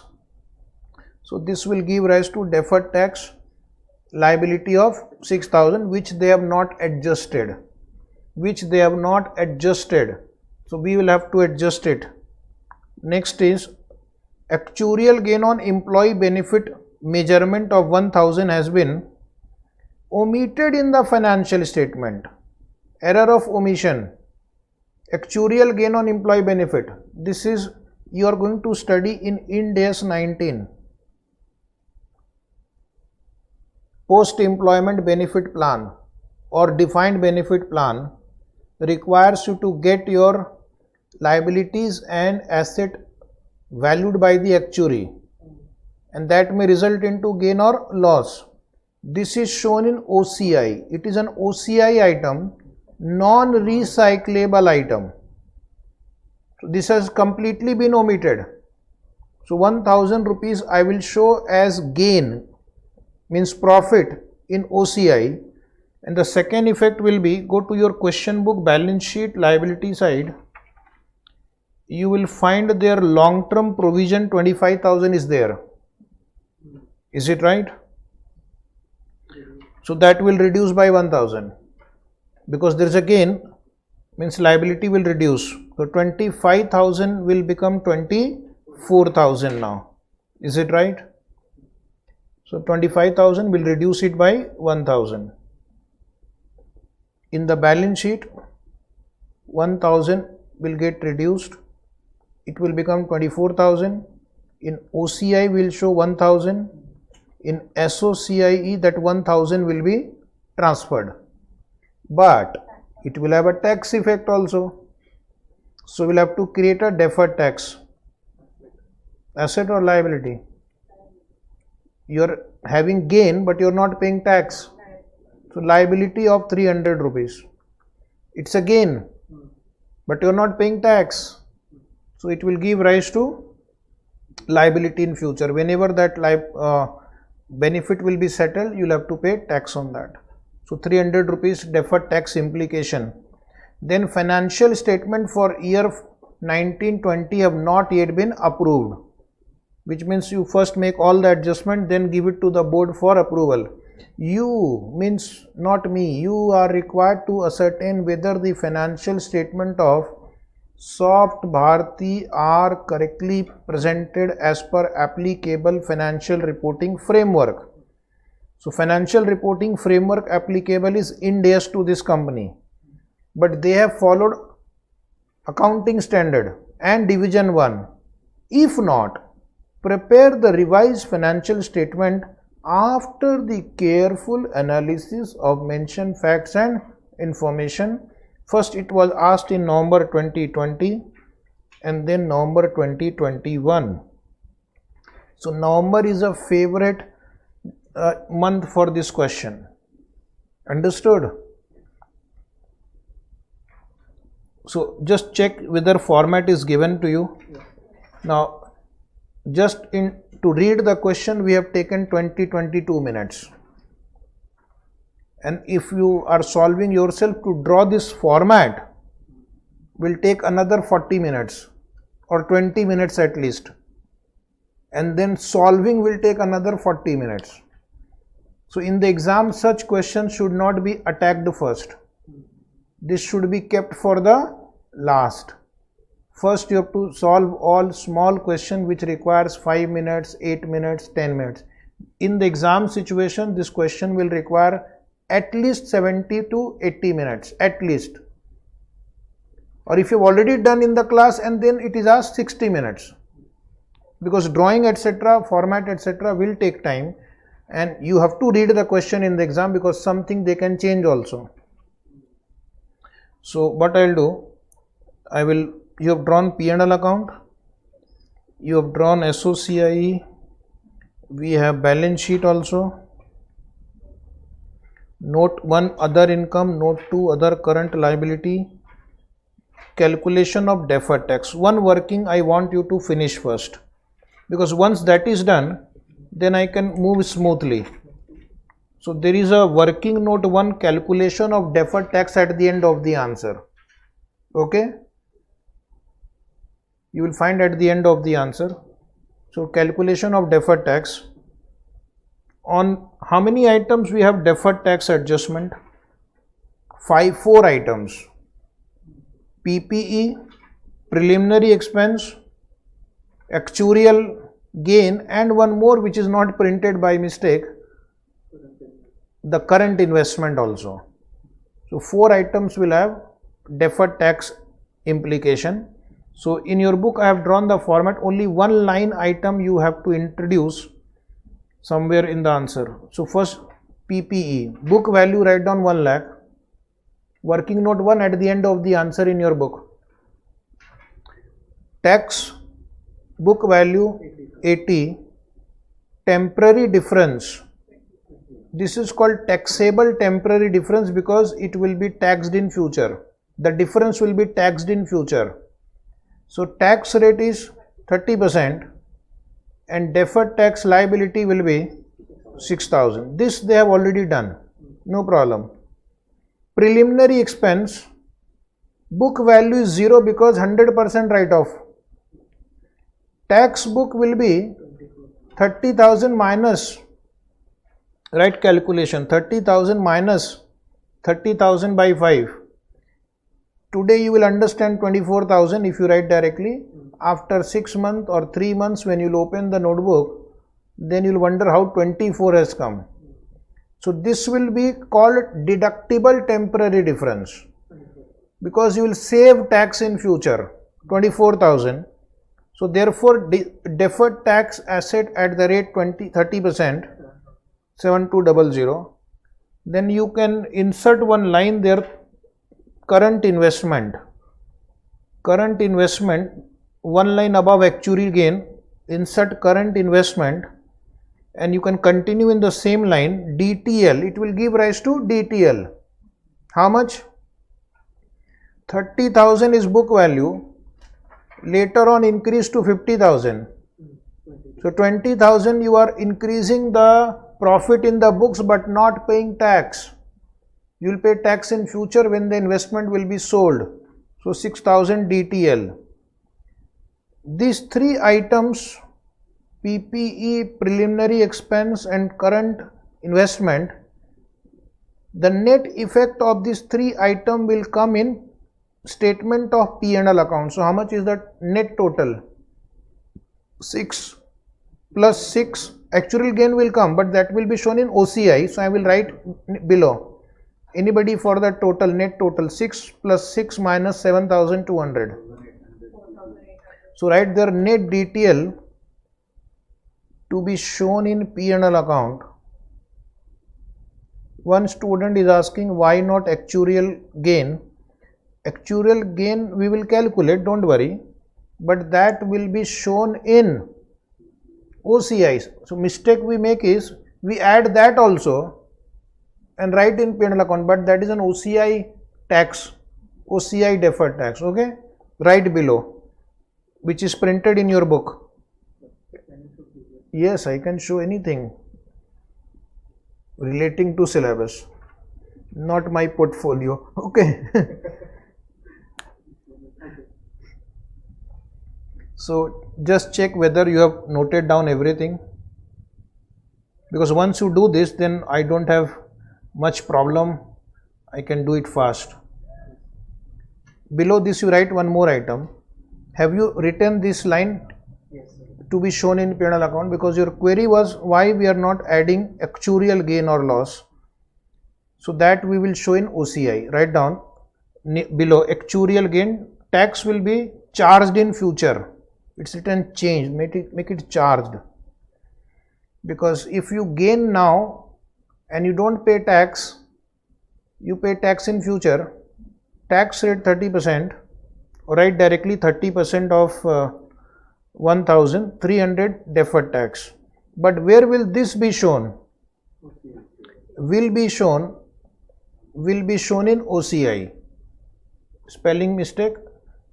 Will be shown in OCI. So this 300 will come in OCI, and in balance sheet how much deferred tax liability will come? 4,800 plus 300 in balance sheet, because in balance sheet I don't have to separately write DTL relating to P&L and DTL relating to OCI. So for balance sheet purpose, total DTL 5100. So this you write down, it will go to balance sheet. 4800 P&L account, 300 OCI, and total 5100 will appear as deferred tax liability in the balance sheet. Okay. So now I am ready to solve this question. I have to go behind. So start with your first line of the question. Revenue from operation. Please all of you come to statement of profit and loss. Revenue from operation. Is there any adjustment in that? No. So can I write directly 10 lakh here? Other income, note number 2, there is an adjustment because we have to also add that fair value gain on current investment. So where is my note number 2? Note 1. Okay, note 1, second line, other, how much is that? 1 lakh? Other income 1 lakh given. Then I will come to expenses. Purchase of stock in trade. Do we have any adjustment in that purchase? No. P&L account, point number D1, 5 lakh. Then change in stock, do we have any adjustment in that? No. 50,000. Employee benefit expense, no adjustment, 1 lakh, 75,000. That actual gain income will come here. Actual gain will come here. Not now. We'll come back to that. Don't break the order. Depreciation, no adjustment, 30,000. Other expense, do we have adjustment in other expense? No adjustment, 90,000.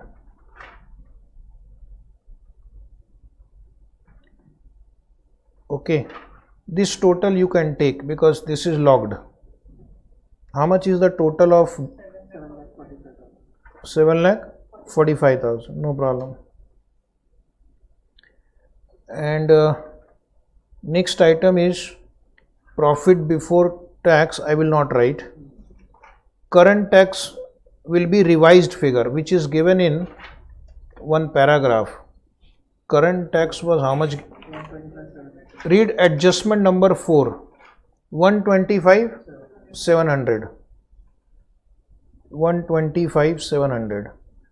And we are going to also write in balance sheet, liability side here,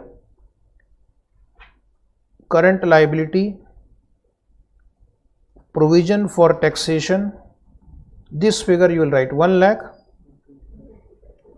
25,700. 125,700. Okay.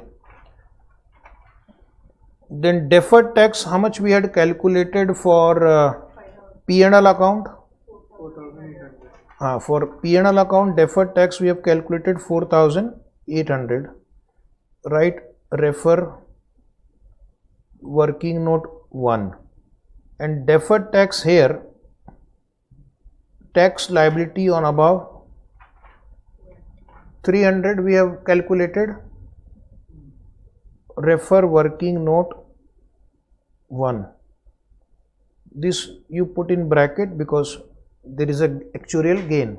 Okay. So 4800, 300. So total deferred tax liability will be how much? 5,100. Where I will put it? Balance sheet, liability side. In balance sheet liability side, non-current liability, you have provision. Oh, you don't have space there. Adjust. India teaches us adjustment. Okay. So insert DTL, working note 1, 5100, 5100, working note 1. Then next, in your question book, you have total tax expense. So total tax expense in P&L account will be the sum of these two numbers. Anybody for total tax expense? 1,30,000, 130,500. PAT I will write later. EPS I will write later. Other comprehensive income, item not to be recycled, remeasurement of net defined benefit plan, actuarial gain 1,000. So OCI for the period 700, and this 700 I can write in SOCIE third column under total comprehensive income. 700, sorry. Okay, just write there because retained earning is pending. So this completes my P&L account from the question book. Very important question. It will come for at least 14 to 16 marks, and you can get full marks if you are well prepared. Share capital SOCI, which line? Opening or issued? Opening is 0 because this is a new company. This is a new company, first year of its operation. So we will write in issued capital. How much will write? Have they given you face value somewhere in the question? Is the face value given? No. What will you do? Assume 10 rupees. Assume 10 rupees. So you write down share capital comprise of 10,000 shares of rupees 10 each. Face value equal to rupees 10 assumed. No problem. You can assume 100 rupees if you want. And next line in the question is reserve and surplus. Reserve and surplus I will have to recalculate. Okay, so don't worry, because it will be based on this PAT figure and OCI figure. OCI I have written, PAT is pending. And next line is non-current liability, long-term provision. Come to balance sheet, long-term provision. You will see in the non-current liability we have written provision, in bracket defined benefit obligation. How much is that? 25,000 is there, but it will reduce by 1,000 due to gain. So liability will reduce, it will become 24,000.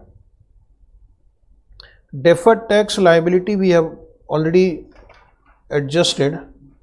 Current liability, trade payable. Do we have any adjustment in trade payable? Trade payable, so write down here trade payable 11,000. Please practice on your own also.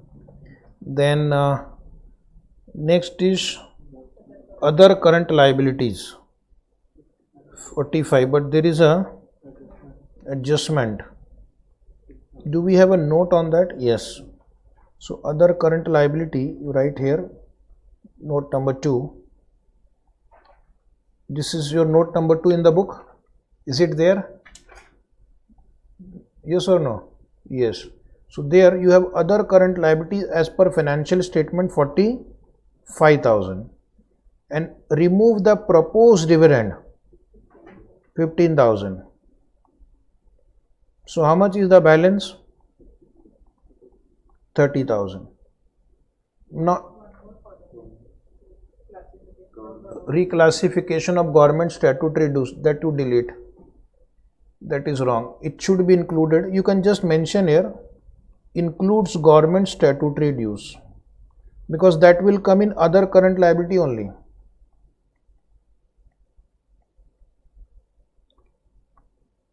Some authors, what they do, they further divide this 30,000 into two separate line item. Government dues 15,000, other current liability 15,000. That is okay. Then the student had asked me a query on email, why we have not given the second effect of this 15,000. Interesting query. Because I am not going to take the reserve and surplus of the question book, which is arrived at after deducting 15,000. I am doing a fresh calculation of profit, which is before deducting dividend. So since I am going to take the profit figure from P&L account, which is before deducting dividend, there is no need to again adjust dividend. So you come to other current liability 30,000. If you want, you can divide this 30 into two line. Government dues 15,000, other current liability 15,000. But that is okay. Now we'll come to next line item, short term provision, which will have provision for tax. I think we have already replaced. It's a replacement. Even in P&L account we have changed, in balance sheet also we have changed. So the effect will match. Understood? The effect will match, because same amount we have also replaced in a P&L account. So no further effect. Now there is an asset side, plant, property, plant and equipment. Do we have any adjustment in that? No. So write down 1 lakh. Next is long term loans and advances. So financial asset, loans and advances 40,000. Then other non-current asset 50,000. Other non-current asset, only one line I have added here, capital advance, separate presentation. Capital advance 50,000. Then current investment will be how much now? Financial asset investment will be 50,000, but your trial balance or balance sheet given to you is 30. So where is the 20,000 effect? It will be added in other income. It will be added in other income, note 1.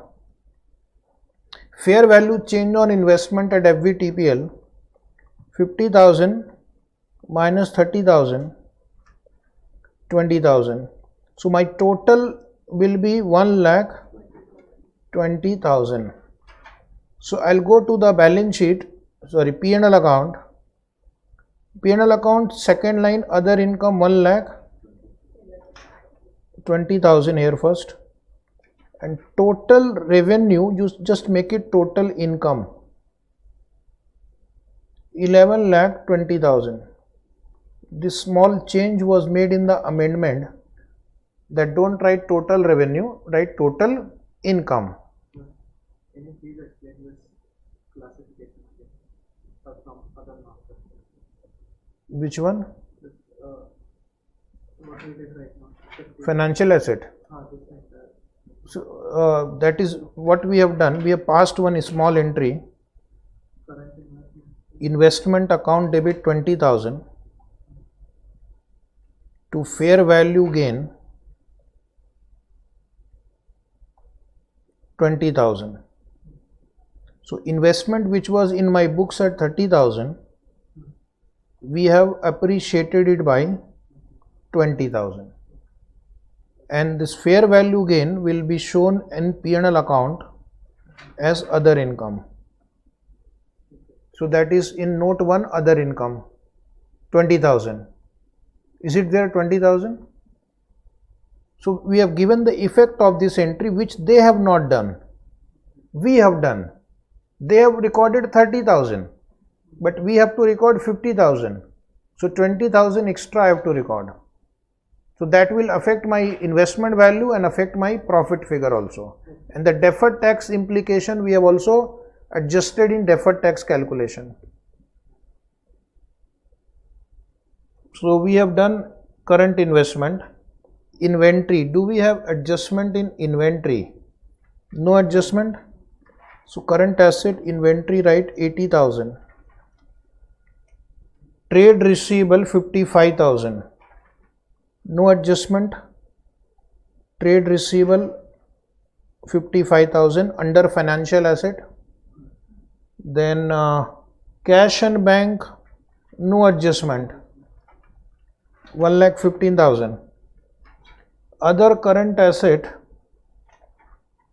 51, that I think we have regrouped here under other non-current asset.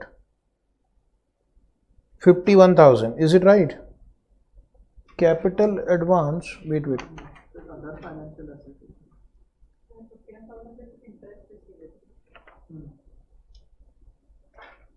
Other non-current asset 50,000 was? We put it in other financial assets. It is interest receivable. Okay, just wait, I'll check. So this last item, other current asset 51,000, where was the adjustment? Number 8. Other current asset of 51,000 comprise interest receivable. Okay, yeah, this is that item. So this will be other financial asset. I have changed the nomenclature here.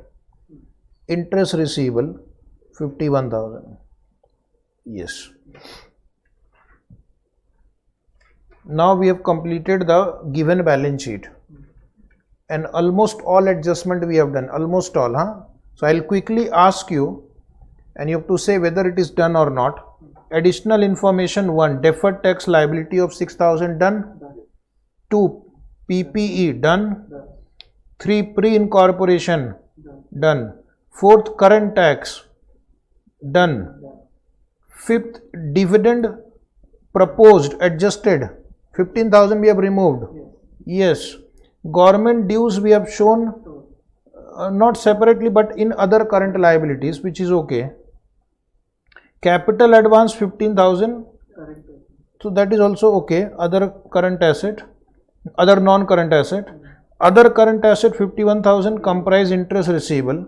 That also we have just changed the name to other financial asset. Then current investment was increased from 30 to 50. We have done. The entry is right now also appearing on the screen. And the deferred tax we have done. Actuarial gain also we have adjusted. Deferred tax on that also we have adjusted. In OCI and SOCI also we have adjusted. So this is almost done. So what I should do, first I will check whether all notes are complete. 120 we have transferred to P&L account. 30 we have transferred to balance sheet. So we'll go to PAT. First we'll find PAT. Before that PBT. 11,20,000 minus 7,45,000. 3,75,000. Then minus 1,30,500. 244. EPS will be 244,500 divided by 10,000. 24.45. Other comprehensive income 700 we have computed. 244,500 plus 700. 245. 200. No.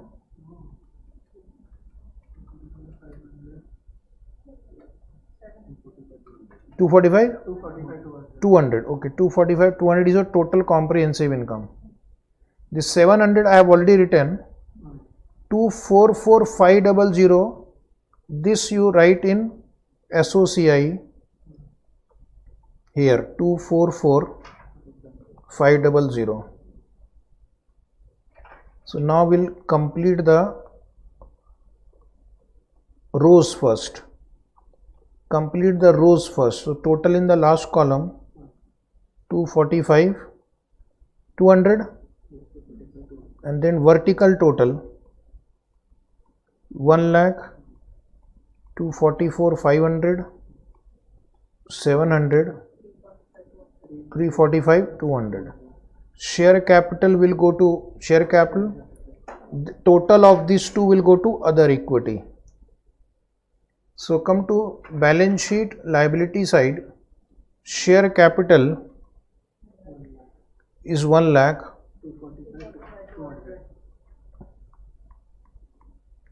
245, 200. Tell me asset side total now. Asset side total 5,41,000 is right. 5,41,000. This is a very important question asked in November 2020 RTP, November 2021 MTP. One of the lengthiest questions ever asked in the exam or in the RTB. There are few more such questions. And is the liability side telling? 5 lakh, power of double entry bookkeeping system.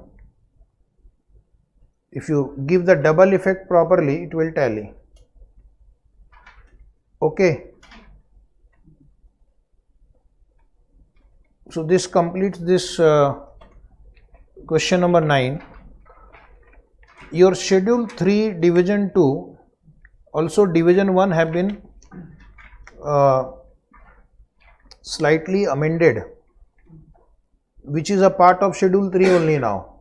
So we are going to discuss some major adjustments, amendments that have happened in schedule 3.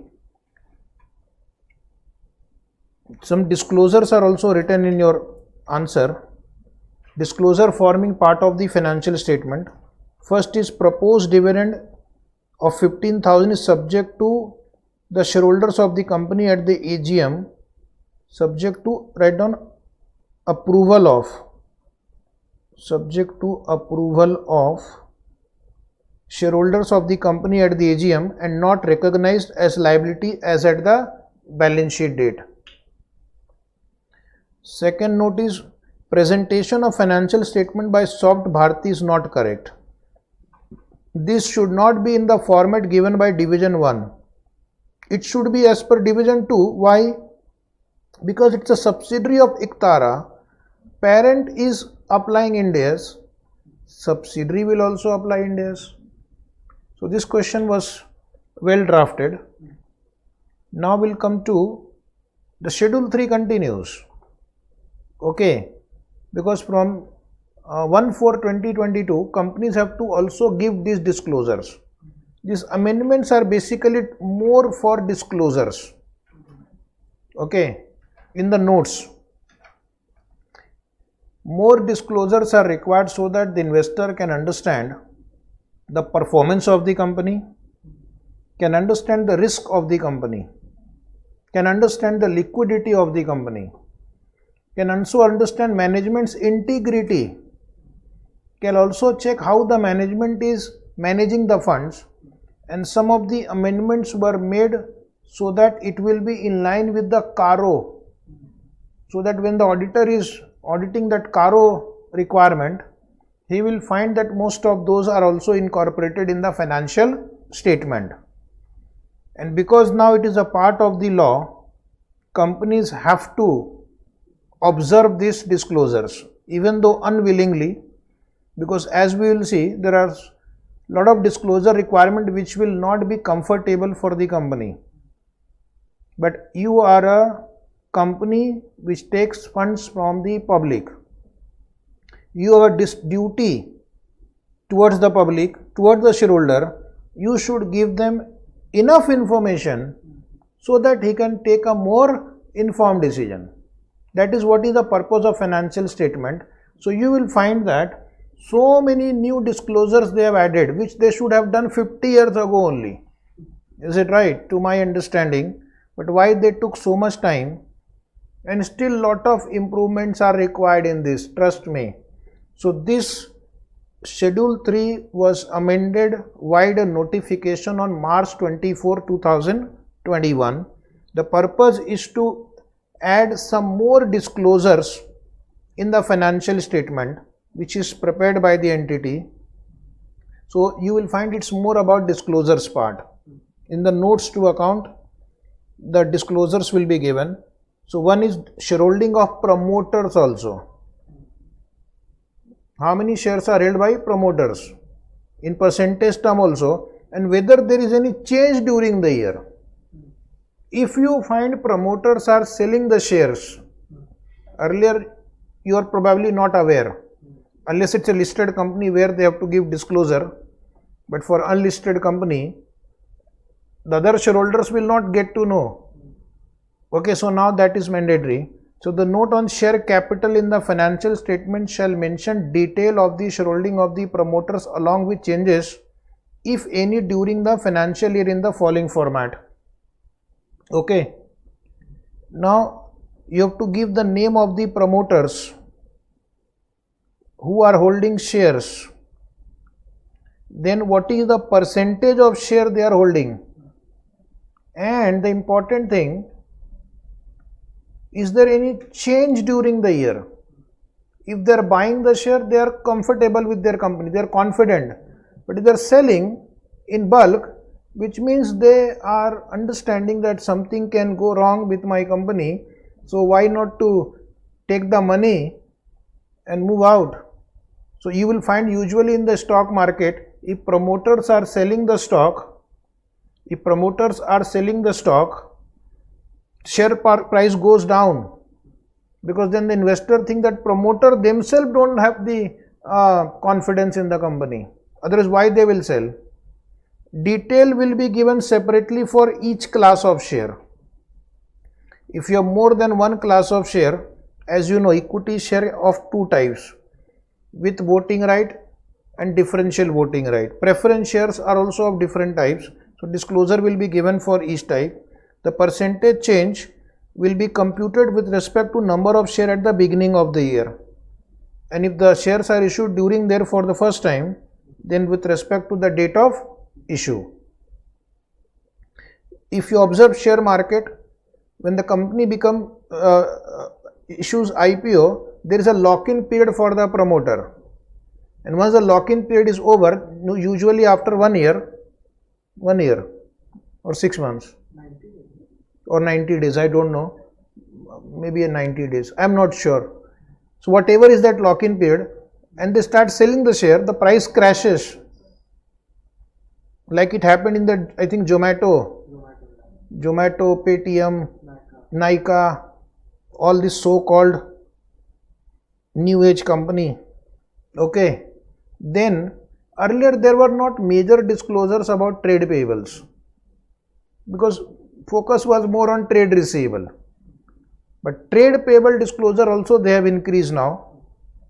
There was no aging schedule of trade payable, but now they have also increased the disclosure where you have to also give aging schedule of the trade creditor. Also, there was no disclosure requirement relating to disputed dues.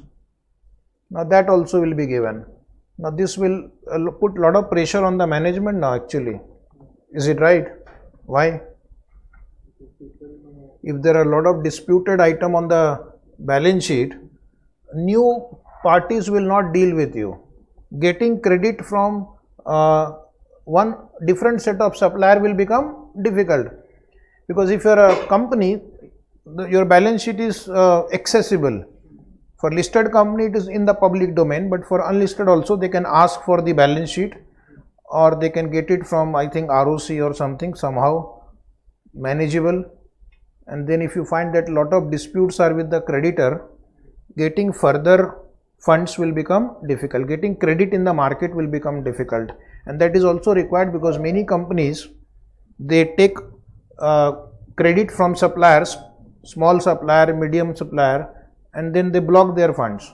And because of that, the small and medium enterprises, they become bankrupt, or they have severe liquidity problem. They borrow at 24-38% interest rate because they have to survive.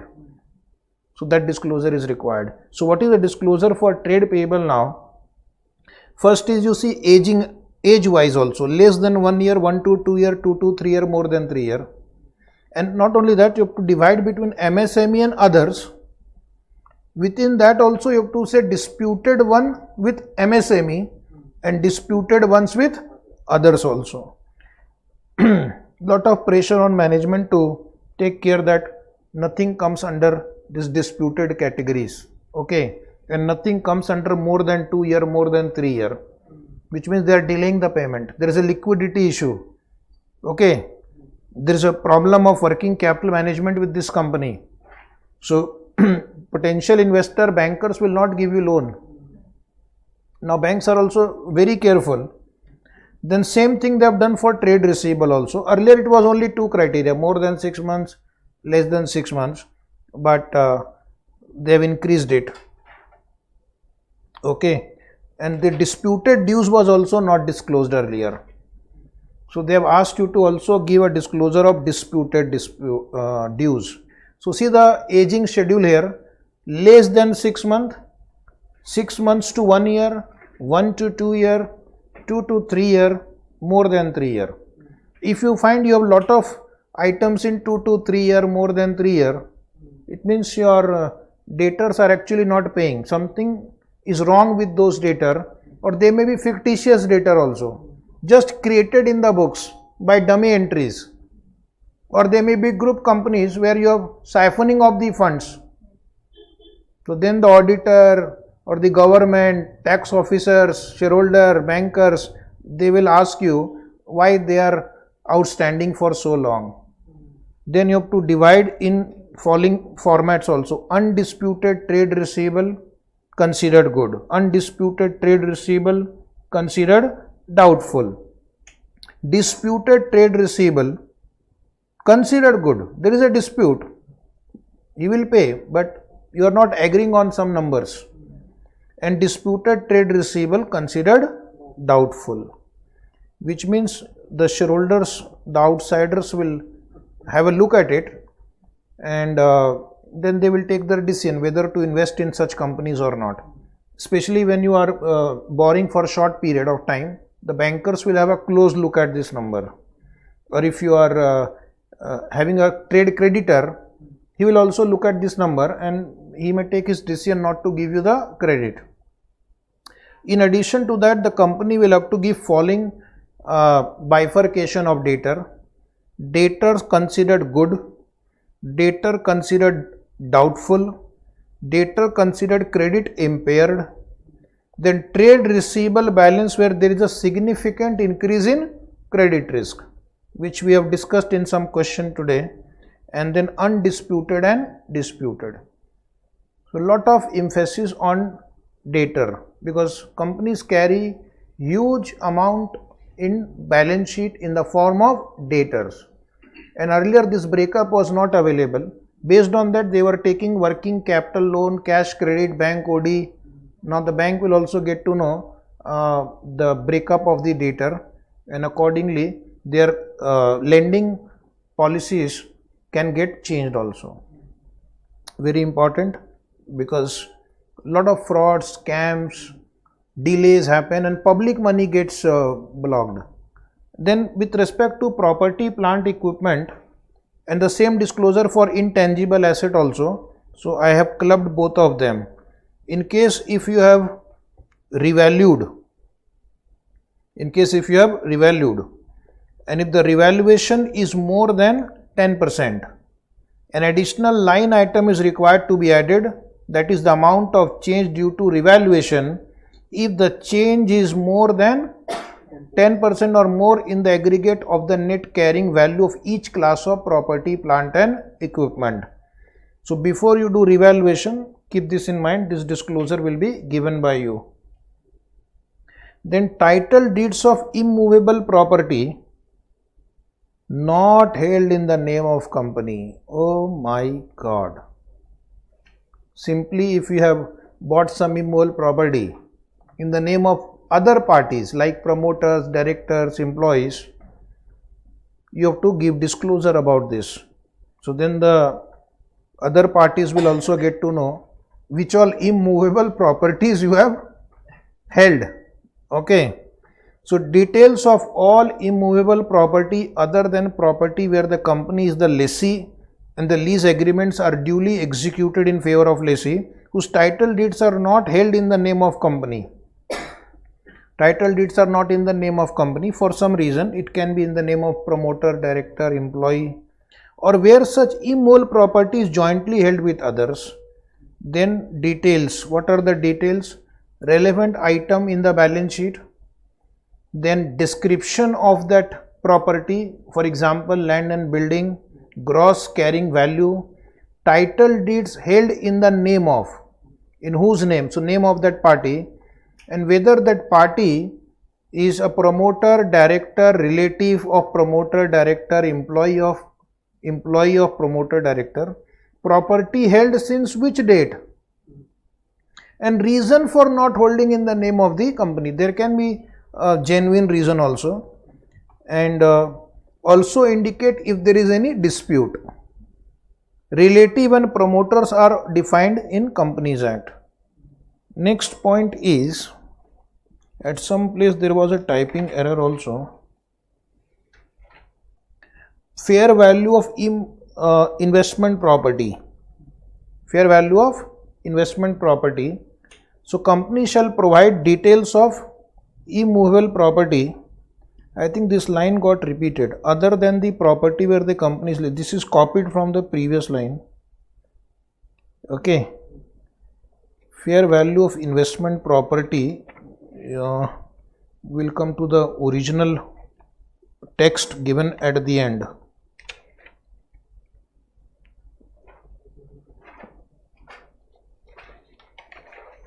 Okay, later on you can please check. This requirement is added to align with the requirement of Caro. Where is the original text? You will find it there. Okay.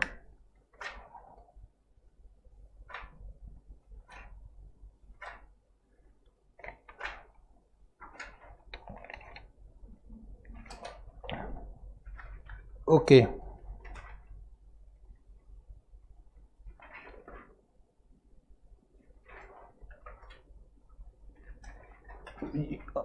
You will find in that original text at the end. Later on you can see that is probably in page 2.59. Just come to page 2.59.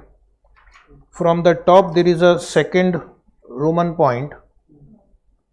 The company shall disclose as to whether the fair value of investment property, this you have to put it here, as measured by disclosure purpose in the financial statement, is based on a valuation by a registered valuer as defined under rule 2 of the company's registration, registered valuer and valuation rule. That will come here. Okay. This you can just cancel because it got repeated from previous paragraph. Please rectify.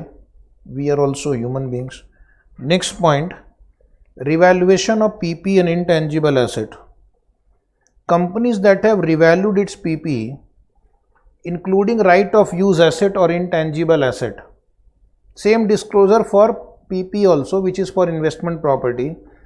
Whether revaluation is done by a registered valuer, and if yes, you have to disclose it. The registered valuer is defined in company's registered valuer and valuation rule. Otherwise, companies, what they can do, they can increase the value of their PP item, investment property item, but then it has to be done by a registered valuer, and the registered valuer will have to give a certificate. So if he gives a false certificate, then he will come into trouble. Now what is capital work in progress? Capital work in progress means those projects which they have started but not yet completed. Earlier there was very minimum requirement for capital work in progress, but then in schedule 3 what they have done now, they have made some elaborate requirement for capital WIP. Why? Because lot of funds are blocked. Companies start the project and there is delay. And what do you see in the balance sheet? One line item, capital WIP 5 crore. But whether that 5 crore is blocked since last 1 year, 2 year, 3 year, more than 3 year, you never knew that. So now the company will have to give aging analysis of capital WIP, and you have to give projects which are in progress and projects which have temporarily got suspended. Oh my God. Is it right? Management, I will retire from the management if I have to do all this. Then you have to also give disclosure project wise also. You have to also give disclosure project wise. Which project was started 1 year, 1 to 2 year, 3 year, 4 year, like that. Details of the project where activity has been suspended shall be given separately. As I have told you, lot of companies have lot of funds blocked in this ongoing projects, which they simply disclose as capital WIP. Now that breakup is available. That will give a chance to the investor to ask this question, why that money is blocked. Same thing for intangible asset under development. In the earlier format, we had only one line item in the balance sheet, intangible asset under development. Lot of money, billions of rupees, crores and crores of rupees are blocked there, but we don't know what is happening. So now we'll get a chance to look inside that the funds are blocked for 1 year, 1 to 2 year, 2 to 3 year, more than 3 year, which are in progress, which have been temporarily suspended. Not only that, you will have to also give the breakup project wise also. So that will give me more idea about where the funds are getting blocked. Okay, for how many years it is getting blocked, what the management is doing to complete that project. If you attend the AGM, now the investors are looking at these numbers and they are asking questions and they are harassing the management. You can't help it. You have taken money, you have to answer the question, otherwise run a private company. Who stops you? Okay. The dangerous clause is this one now. Details relating to Benami property. This is basically you park your black money, okay, in the name of some distant relative or friends. So now give disclosure. I wonder who will give disclosure. I tried to read 1 or 2 balance sheet, nobody has written. They have simply written no Benami property exists. Okay, so I'll do some more research on this item, very interesting. Where any proceeding has been initiated or pending against the company for holding any Benami property under the Benami Transaction Prohibition Act 1988 and rules made thereunder, the following disclosures will be made. So this is like you park your money somewhere else in the name of some distant friend or relative. So you have to give disclosures. Name, detail of the property. Even if the income tax department was not aware, now they will be aware. ED, okay, CBI, you are inviting them. Amount, details of beneficiary. If the property is in the books, then reference to the item in the balance sheet. But if the property is not in the books, then state the fact and reason. I have seen few balance sheet till now, because this will be the first year when all these disclosures will come, but nobody has said anything about it. Where there are proceeding against the company against the law as an abater of the transaction or as the transfer, then the details should be provided. So all your legal proceeding you have to disclose, nature of proceeding, status of the same, and company's view on the same. So what was the purpose of this amendment? This is not a part of this amendment, this is our view. The purpose of this amendment is that now the shareholder will get information about Benami property, whether recorded or not, status, then financial statement impact. Because if they are caught, they will have to pay a lot of fines and penalty. And then management of the company in such case provide for such liability or disclose as contingent liability, because it may invite liabilities. So you may have to make provision for additional tax or additional interest or liabilities which are leviable under the Income Tax Act or under the Benami Transaction Prohibition Act. Then one more important disclosures they have now added. In detail you have to give now. It was there but it was not sufficient. Disclosure on loan and advance given to directors, KMP and related parties. So company's money, and what you have done? Given to directors, given to key management personnel or other related parties. And the related party is defined in Companies Act, not in that Ind AS 24. This Companies Act has a very wide definition of related parties. Then you have to give disclosures which are repayable on demand and without specifying any terms or payment of repayment. Following disclosures will be required. First, who are these borrowers? Promoter, director, KMP or their related parties.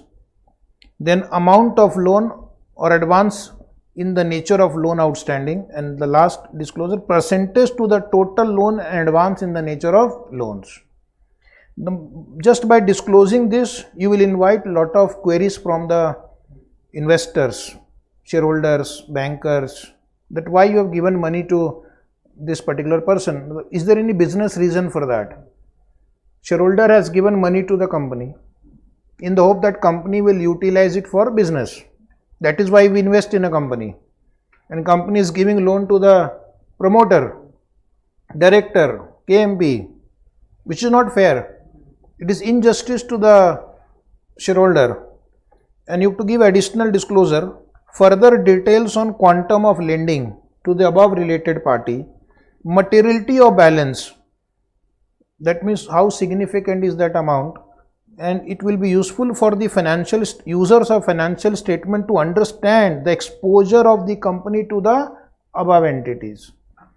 And I will tell you, many investor, genuine investor, long-term investor will seriously look at this item and they will not invest. Then relationship with stock of companies. Oh my God, company does not exist, but it is appearing in your books. Means what will happen to that money? Gone. Okay. So this is one again important disclosure requirement, where the company has any transaction with company struck off under section 248 of the Companies Act or section 560 of the Companies Act 1956, it will disclose the following. So first you have to disclose the name of those companies which have been struck off from the list of companies registered in India, and what kind of transactions are outstanding with that. So example, investment in securities of that, receivable, oh my God, payable, shares held by stock of company, they are holding your share, or any other outstanding balance. Then you mention what is the balance and what is the relationship with that company, subsidiary, joint venture, associate, etc., etc. Again, the management's credibility, integrity, business efficiency will be questioned here if you have lot of items under this heading. Is it right? So today we'll take a break here. We'll continue tomorrow.